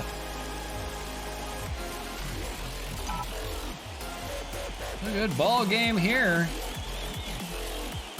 See if something happens. Swung on and missed. He gets Castillo a big out, number 2. Third strikeout for Ryu. He's 2/3 of the way there in the 4th. Now he's got Matt Kemp 0 for 1 with a ground out back in the 2nd. Kemp, does have a home run. That came in yesterday's game. It's the only hit he's had in the series, 1 for 9. Kemp this year, 308 with runners in scoring position. He's got Hernandez at second. He's got Franmil at first.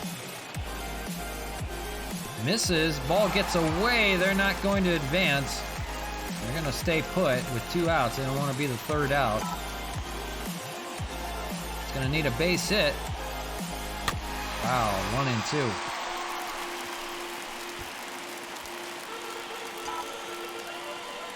Can Kemp deliver here off of Ryu? Fouled away, he stays alive.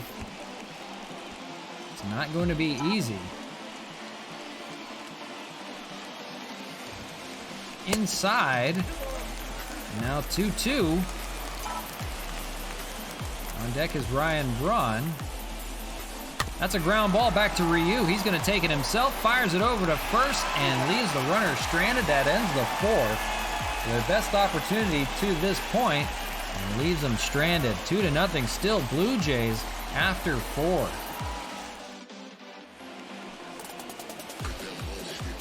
The woes continue for the Expos against Hyunjin Ryu. That's Reese McGuire to lead things off here. Tyler Glasnow back out to work here in the 5th. It's been 63 pitches for him through 5, so this may be his last inning of work. He doesn't necessarily go usually past 80 pitches in a game. 1-1 and 0-2 to McGuire. They want to work fast here in the 5th. Maybe squeeze out one more inning.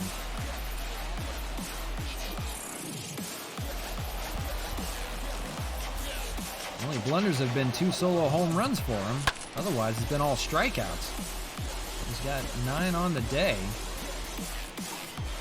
0-2 still here with McGuire. Swung on and missed. That's number 10 for Glasnow. He does have that going for him, but that cost a lot of pitches to do it. Kevin Biggio 1 for 1 stands in, 1 away here in the 5th. He fouls away the first pitch, 0-1. Biggio is a single back in the 2nd. Lays off, good take, 1-1. Curveball, a dandy, drops out of the zone. Swung on and missed, 1-2.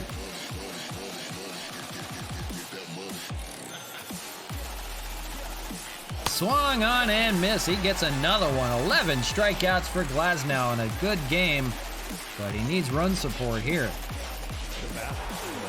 It's Bo Bichette, top of the order. He's 0 for 2. 2 away in the 5th here. Ball 1-0. Bichette has 2 strikeouts, 2 of the 11. A good day for Glasnow.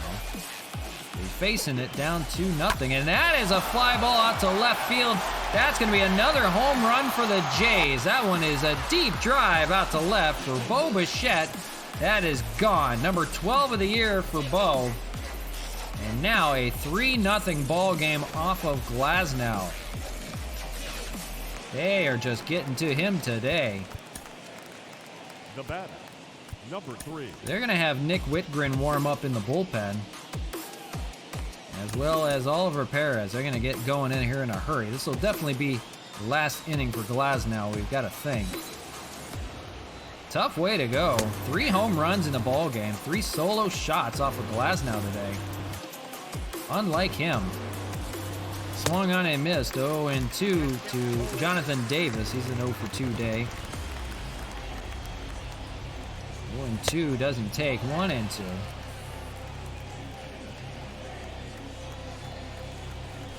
That is going to be caught over there by Rodriguez. Good play for him over at first to make the play. But it's a run for Bo Bichette on the solo shot. And we go to the bottom of the 5th. Halfway through our ball game. 3-0 Blue Jays. I'm going to go grab a drink. I'll be right back. I need another drink.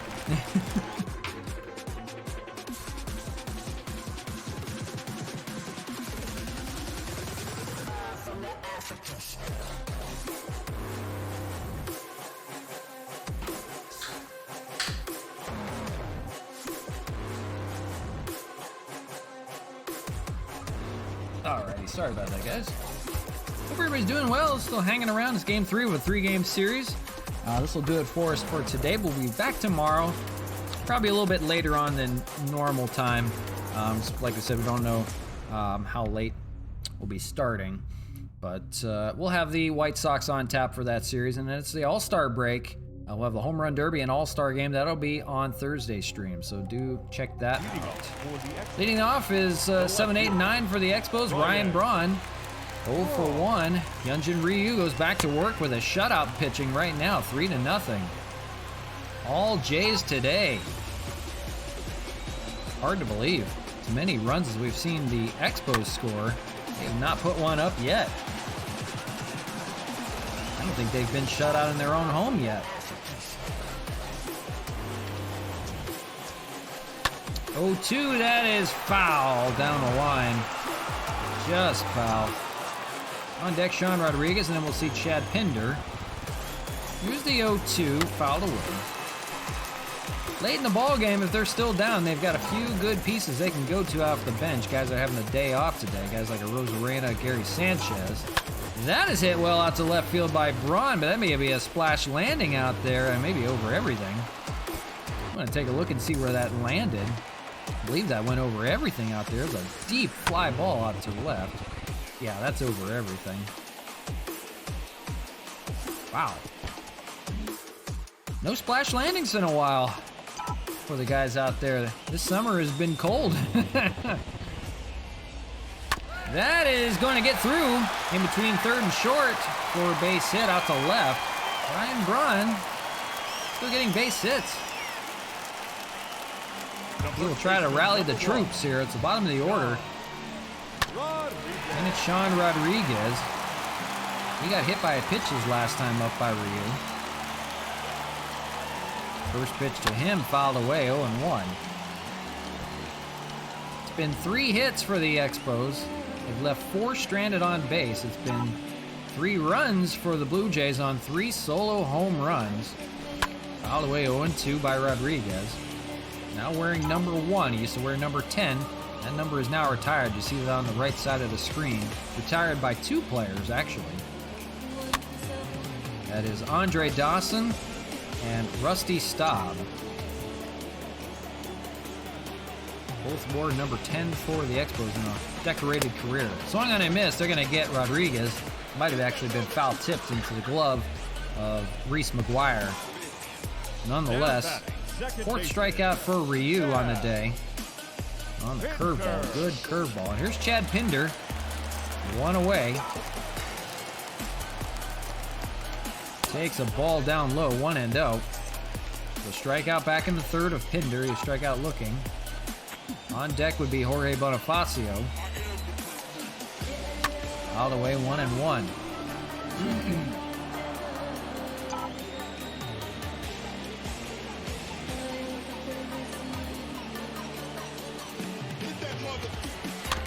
All the way.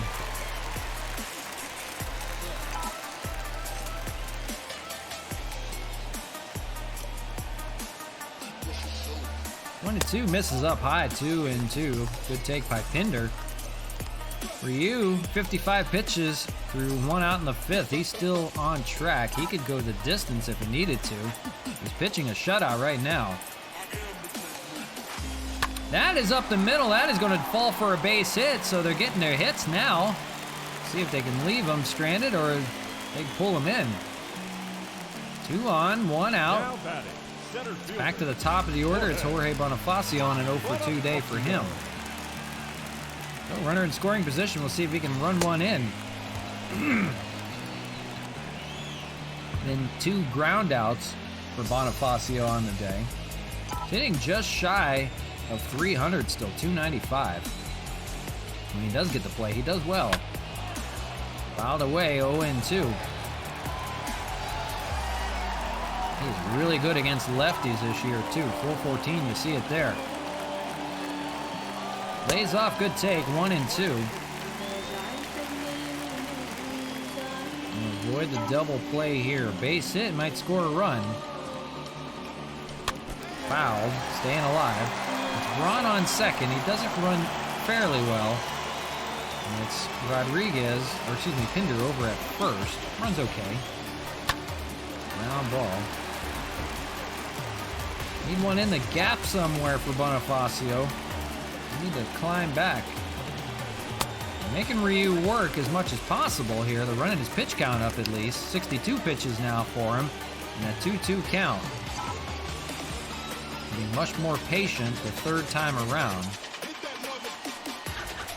Ground ball, that's in front of the catcher, McGuire. He's going to have to throw over to first, so it works like a sacrifice. And now it's second and third with 2 away. It'll be up to Cesar Hernandez if he's going to extend the game. We need one of his patented doubles here. He's 0-for-2 today with a ground out back in the 4th. On deck is Mark Canha as well. That is foul down the left side. It hit the third base coach. Careful. Oh boy. That's going to leave a mark. Drops a changeup. It falls out. 1-1. And is hitting from the right side. More power from the left. Pops it up. And they are going to get out of the jam. Caught over there by Biggio. They leave 2 stranded. Now that's 6 on the day. And after 5, nothing doing yet for the Expos. 3-0 Jays. So it's the heart of the order for Toronto. 3-4-5. It's Gurriel. Lead things off, and then we'll see Springer and then Guerrero. It's going to be a new pitcher out there. And we're going to go to the righty Nick Whitgren. It's a good one out of that bullpen. Nick Whitgren, he is yet to give up a run yet. 26 innings of work. 46 strikeouts in 26 innings of work. He has been masterful out of that bullpen in middle relief. Well, a tough task for the Jays today. Gurriel.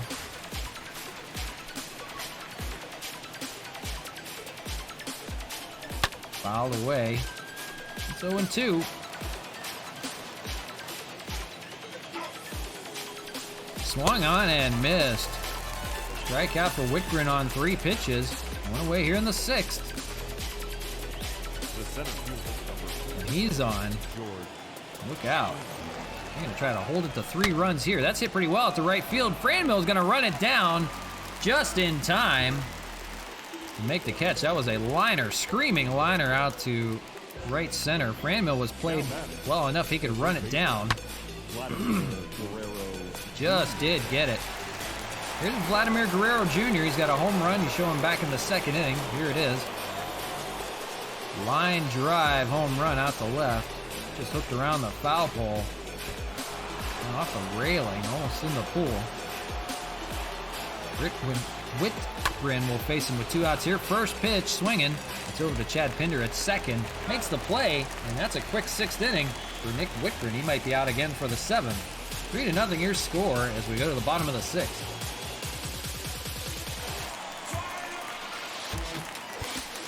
Leading off for Montreal, the third baseman. See the Cannon, Mark Hanna, to lead things off here in the 6th against Ryu. They're still trying to figure him out. Mustered a few hits, but nothing yet to show for it. First pitch foul, 0-1. The heart of the order, 3, 4, 5. We'll see Reyes and we'll see Castillo. Another good chance to get after Ryu here and knock him out of the ball game. That's hit well to left field. And that's going foul. Let's see where that landed as well, as we're keeping track of splash landings this year. Thought we'd have a lot more. We only have 19. That is over everything out there. Yet again. 0-2. Ground ball over to third. That's Guerrero over there. No problem for him. Third base counterpart is out. The right fielder, number 32. You see the standings. The Expos still pulling away. 23 games in front of the Yankees, 30 games in front of the Blue Jays. But it's all Jays today, 3-0. One away. Here's Franmil Reyes, a 1-for-2 day for him. Lefty Ryu fires a cutter inside, 1-0.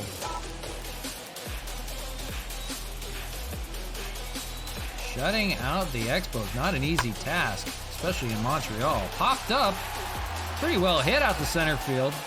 It's going to be just shy of the warning track. That's going to be a catch for Springer out there for out number 2. Now batting, catcher.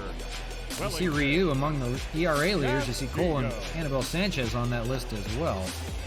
Here's Wellington, 1-for-2 with a single back in the 2nd. Nobody on for him. 72nd pitch in the game for Ryu, 1-0. If he can reach, we'll see Matt Kemp.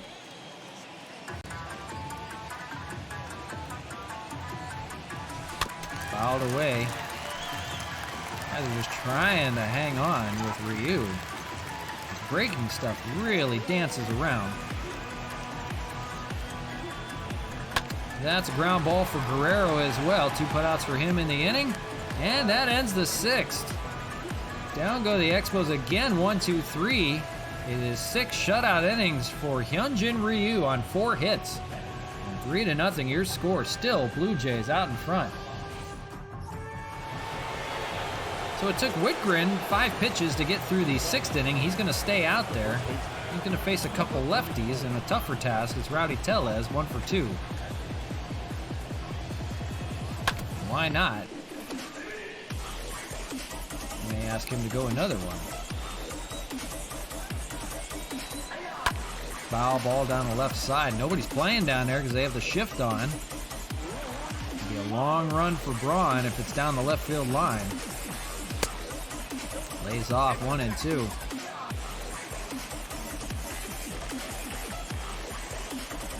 Whitgren gets the called strike 3. A nice fastball up in the zone. And first out of the 7th.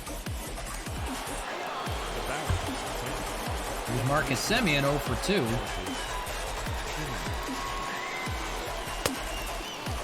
Whitgren trying to give him all he's got, holding it within 3. They're in risk of losing their winning streak right now. I believe it's 8 in a row. It's coming off the Houston series and the Angels.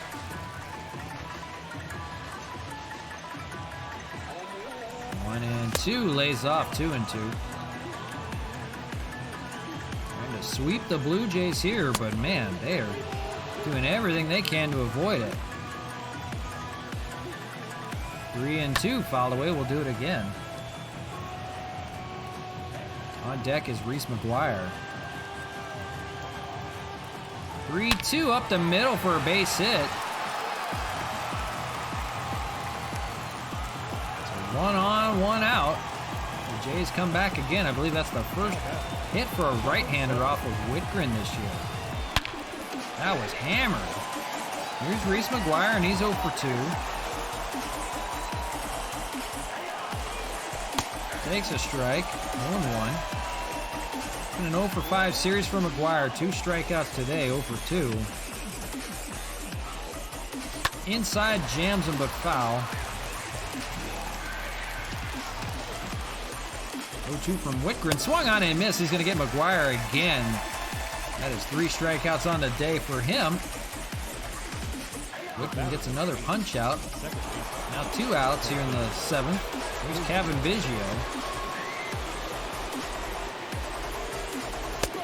For Biggio, it's a 1 for 2 day. A single back in the 2nd. Runner on first. Good speed over there. That is Semien. 2-0. And hammer to right field, just foul. 2-1. 2 outs here in the 7th. 3-0 Jays. Unheard of for Montreal.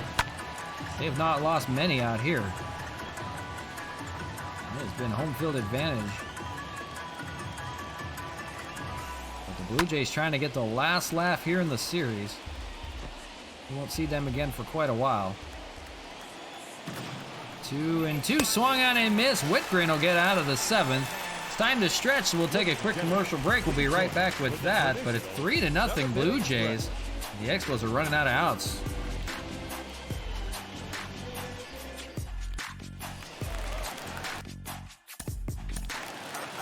Leading off for Montreal, the designated hitter, Matt Kemp.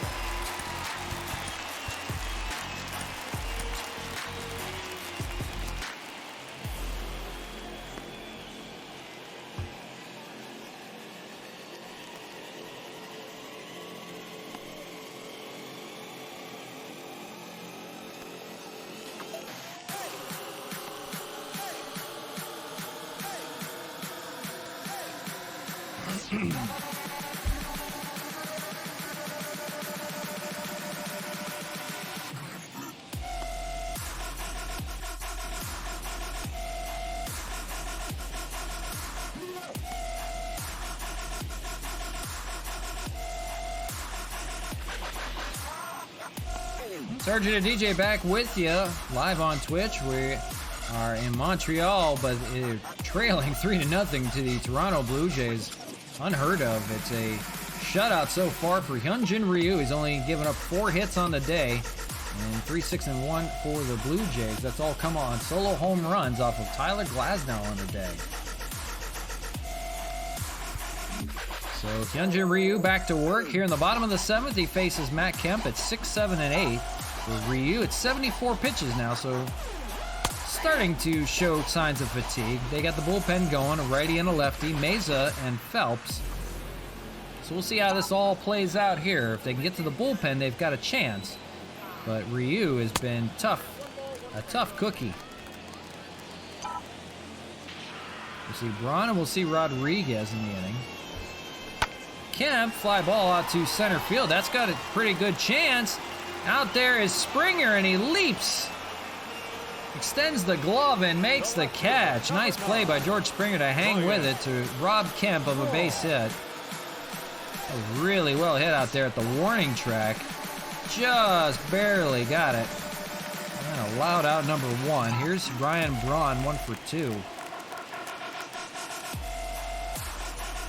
And first pitch grounder, but it's booted by Bichette Guerrero over there. He has time and gets Braun to stick with it. Out number 2. Exactly what Ryu wanted here to stay in this ball game. So now quickly 2 outs, and here's Sean Rodriguez. They're running out of outs. Inside to Rodriguez. He's got to back out. 1-0. He was hit by a pitch already today. You don't want another one. You can start a war. Fouled away. The Expo bullpen has kept it scoreless. It was Glasnow that gave up 3 solo home runs. That's been the difference so far. Normally, You would have some good run support from these Expos, but not against Ryu. They have not figured him out yet. 3 appearances against him. They have not beat him. They get to the bullpen after he comes out. That's fouled away. It looks like it may be another rally in the late innings unless Ryu goes the distance. Which, who knows, they might have to. Don't have a very good bullpen. Down goes Rodriguez swinging. That ends the 7th. 7 shutout innings for Hyunjin Ryu. 4 hits. And that may do it for him, but it's been a good one. 3-0 your score. So back to the bullpen for the Expos and the call on David Robertson again. 1-1 record for him. 1.37 ERA. So we're in the 8th inning. It's Bo Bichette, top of the order to lead things off. He's got a 1-for-3 day. Against Robertson here, misses with a curve, 1-0. The attendance 40,063. Very good crowd on tap for this series. I mentioned we're nearing the All-Star break here pretty soon. We got 3 more games after this. That'll be on the stream tomorrow. And then it's the All-Star break. We'll have the special stream for that on Thursday. Unless we're off tomorrow, which we don't think we will. It'll just be a later stream.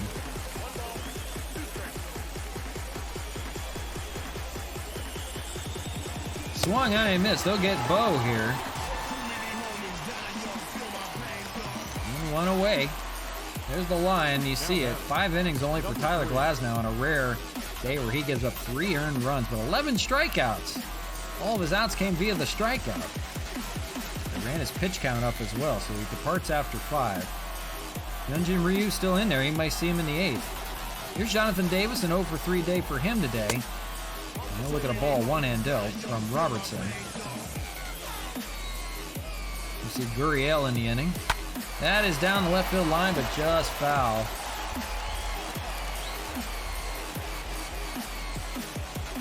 That is hit really well out to left field. And gone. Davis off the hit it here sign. He didn't hit the target, but he hit the hit it here sign. Jeez, Jonathan Davis, a monster shot to left.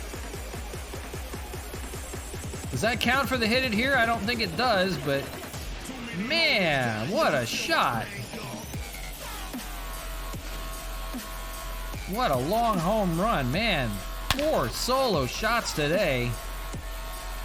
They are teeing off. That is off the hit it here sign at 431 on the distance.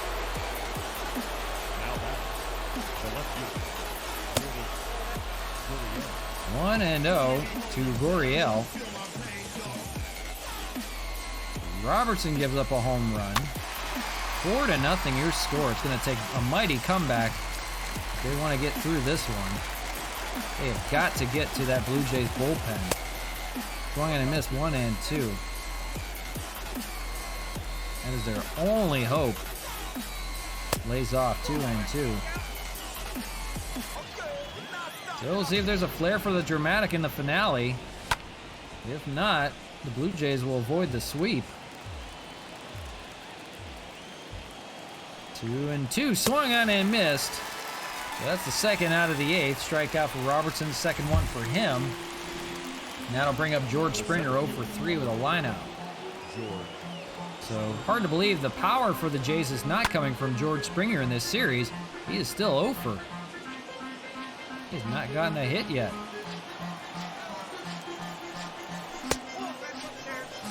4 home runs for the Jays today.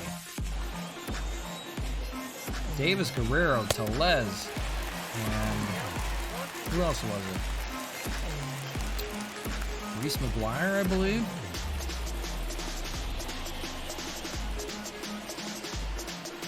One and two, fouled away. He'll stay alive. On deck is Guerrero. That is up the middle for a base hit. The hitting continues for the Jays. And he's taken off for second. That is his first hit of the series. So George Springer has a double. That's his 18th of the year. The inning will continue. And now here is Vladdy Jr. Bringing gonna get the bullpen going again.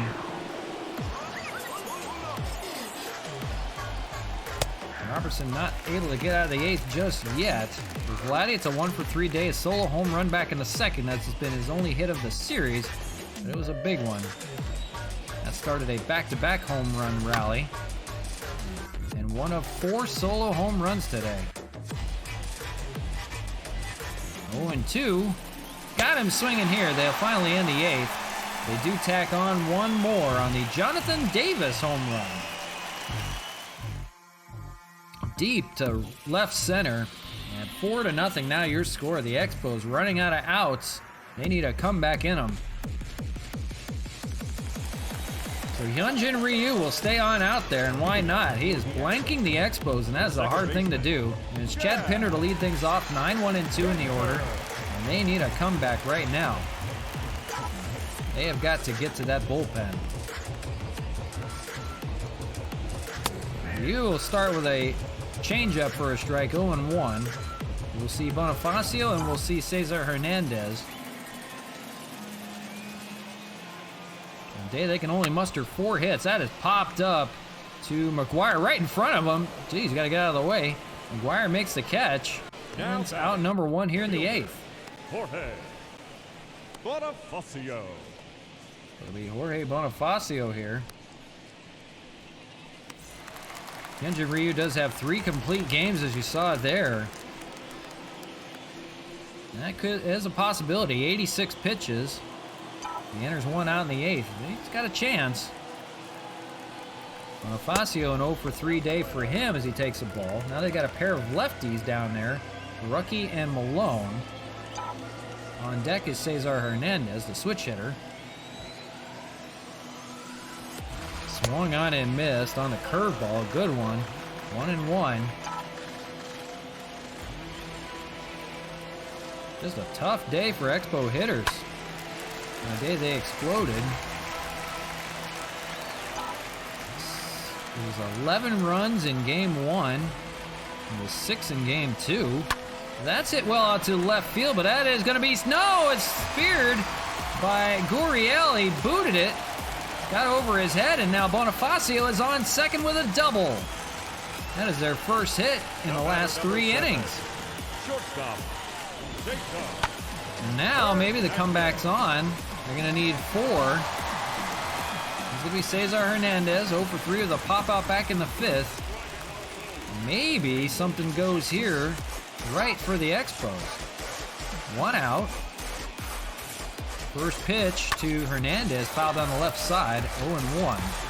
For Hernandez, he's playing off his weaker side on the right side against the lefty pitcher. And maybe they can break through off of Ryu right now. Inside, misses, 1-1. On deck is Marcana, and he can make things interesting with 1 swing of the bat. Swung on and missed, ball gets away, but not far enough to advance. McGuire holds it in front of the plate. So 1-2 to Hernandez.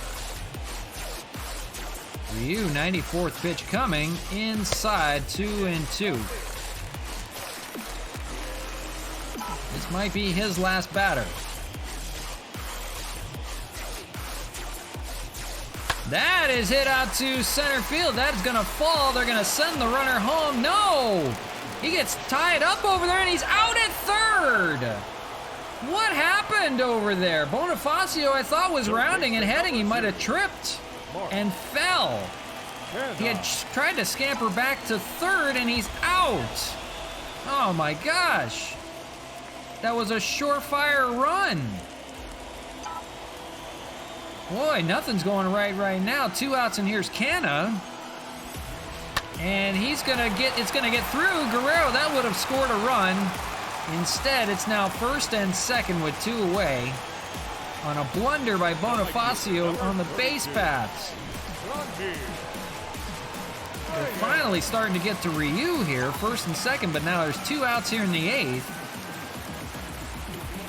That is up the middle. That may score a run. They're going to send Hernandez, and he will score. Canna will head over to third. It's now an RBI single for Reyes. The Expos are on the board, and the tying run is coming to the plate in the form of Wellington Castillo. They're not done just yet, but that'll do it for Ryu. So now they finally get to that Blue Jay bullpen. Charlie Montoya will go get him. What a job for Ryu. He doesn't get out of the 8th. 7 2/3. Your attention, please. It's David Phelps coming in. 4-2 record, 2.77 ERA.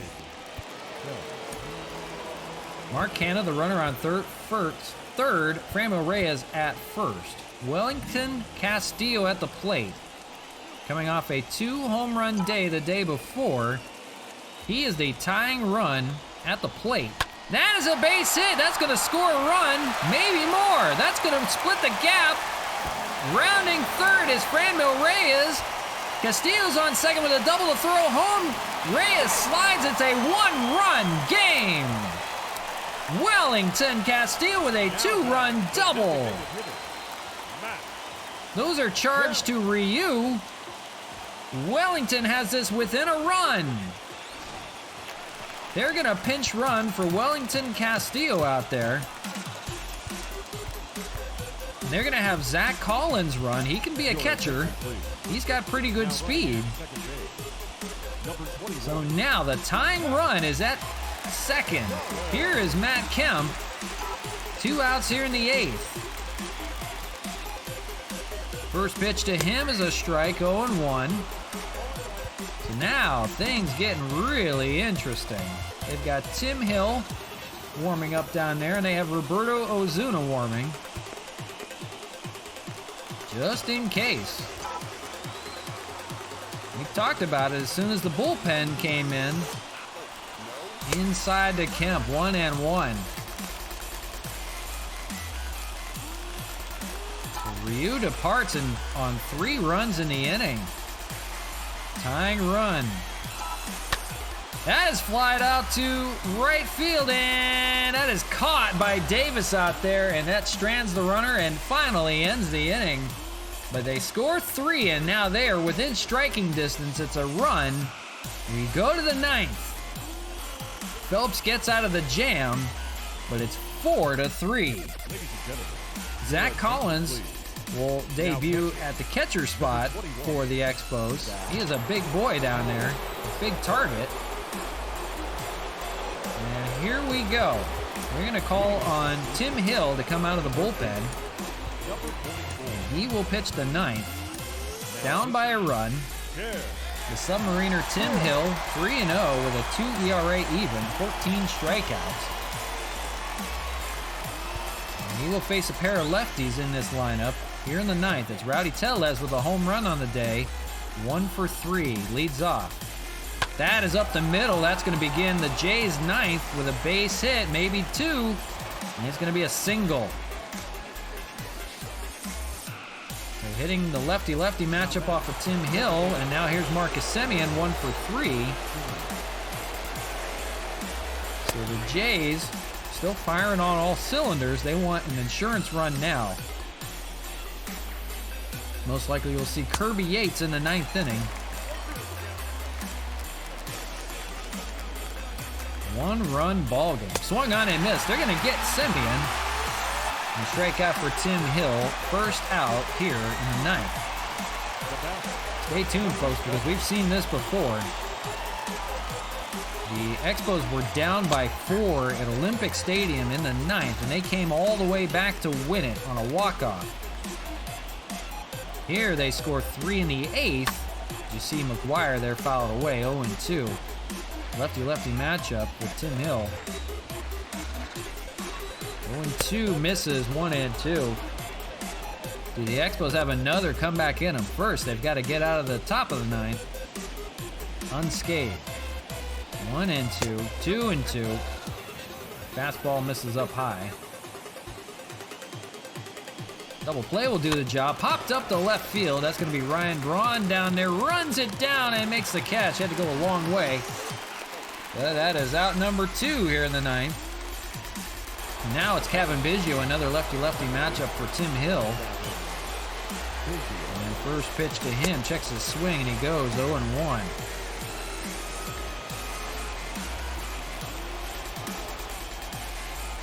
The Expos have a slew of guys on the bench they can go to if they want to come back here. Swung on and missed. Tim Hill gets another strikeout, and we go to the bottom of the ninth. The Expos will need 1 to tie and 2 to win. They have Braun, Rodriguez, and Pinder, although we'll see who comes up here. They will face Kirby Yates.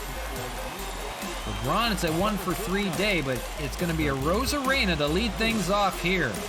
They're going to unload the bench.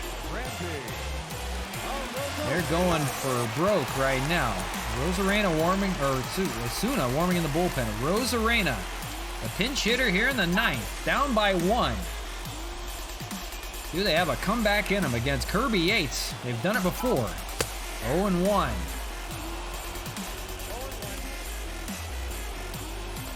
The Expos are trying to go for the sweep. The Jays will try to avoid it here.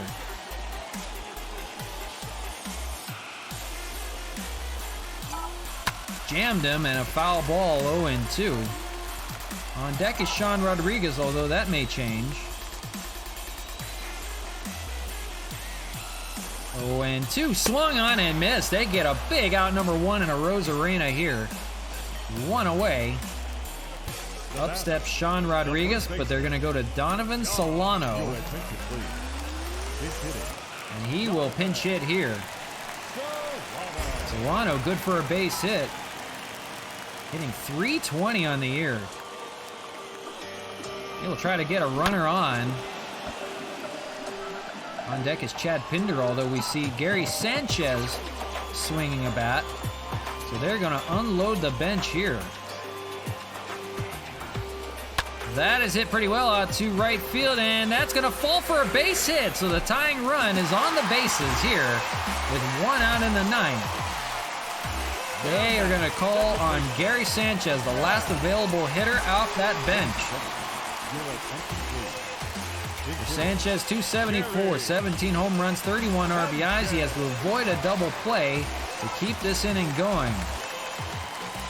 And they get another comeback off of Kirby Yates here. Tying run is at the bases. First pitch is a strike on the splitter, 0-1. Jorge Bonifacio is on deck. He's got a 1-for-4 day.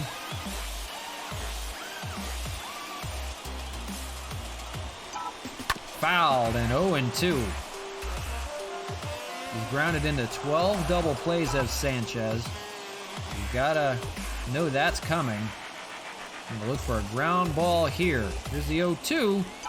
Up high. That's hit well out to left field. Is that going to stay fair? That is just foul by a half a foot.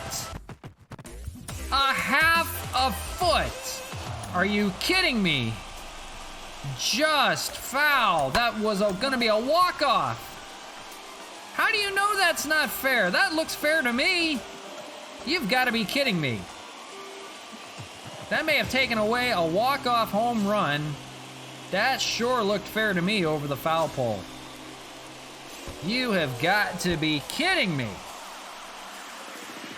That looked like a home run. I'm just going to say it right now. That looks exactly like a... I'll look at it right here.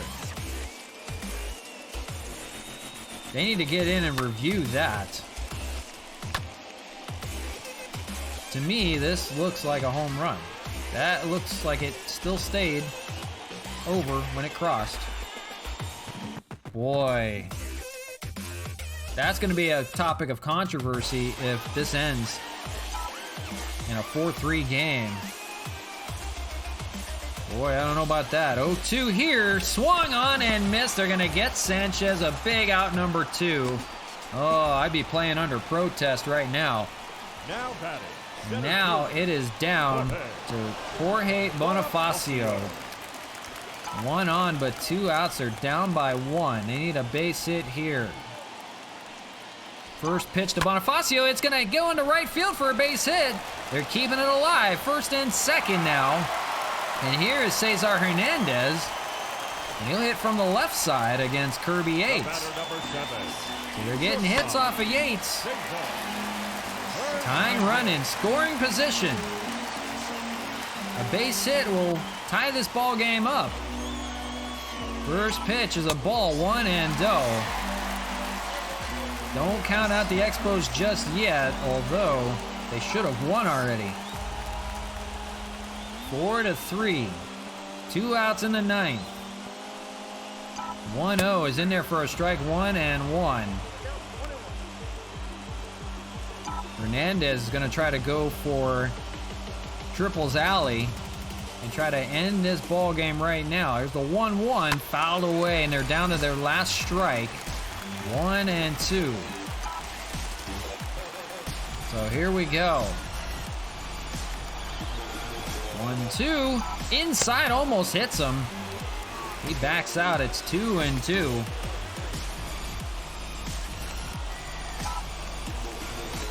Hernandez will try to stay alive here. Kirby Yates will try to shut the door. Inside, and it hits him.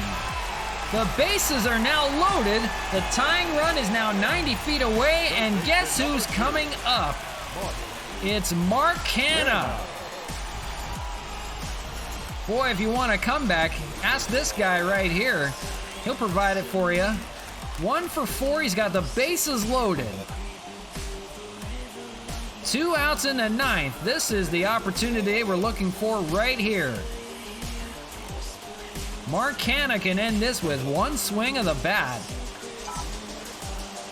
They don't. They go down. A base hit here ties the ball game, maybe wins it. First pitch. Splitter in there for a strike, 0-1. Canha's 300 with runners in scoring position. This is the matchup you want right here. Yates and Canha to win it. Something's got to give. That's hit on the gap. That's going to end the ball game. It's over. Canha delivers. It's a game-winning double. Mark Canha walks it off. Unbelievable. They will sweep the Blue Jays on another walk-off win against them again off of Kirby Yates. The Expos wait until the last 2 innings to score. It was 3 runs in the 8th and finally 2 in the 9th to break through. They had to wait until Ryu got out of the ball game, but they exploded here and they win it 5-4. Unbelievable stuff. What a game. Mark Canha walks it off. Unbelievable. They sweep the Jays again. On a day where Vladdy went deep, 4 solo home runs for the Jays. You see Bo Bichette there. You see Jonathan Davis had one. A monster shot. But it was all waiting till the end. Kirby Yates had 2 outs. They were down to their last strike at one point, and Canha delivers the go-ahead walk-off double to win it. Tim Hill gets the win. Kirby Yates takes the loss. Bonifacio is the player of the game, 2 for 5 with a double and a single, but you got to give it to Mark Canha. 2 for 5 day, 2 RBIs. Came through big right there. Tied the game and walked off. 5-4 your score. What a way to end that one there. We're going to leave it there. Man, oh man. Great ball game right there. Being down 4-0 until the 8th. We score 5, 3 in the 8th, 2 in the 9th. That is it. That's it for me. We'll see you again tomorrow. The White Sox will be in town for a series. Until then, we will see ya. But hope you guys enjoyed. Appreciate talking to some new people out there. Thank you for everybody that joined in on the stream. We will see you again same time tomorrow. But until then, take care, everybody. We will see you soon. Have a good one.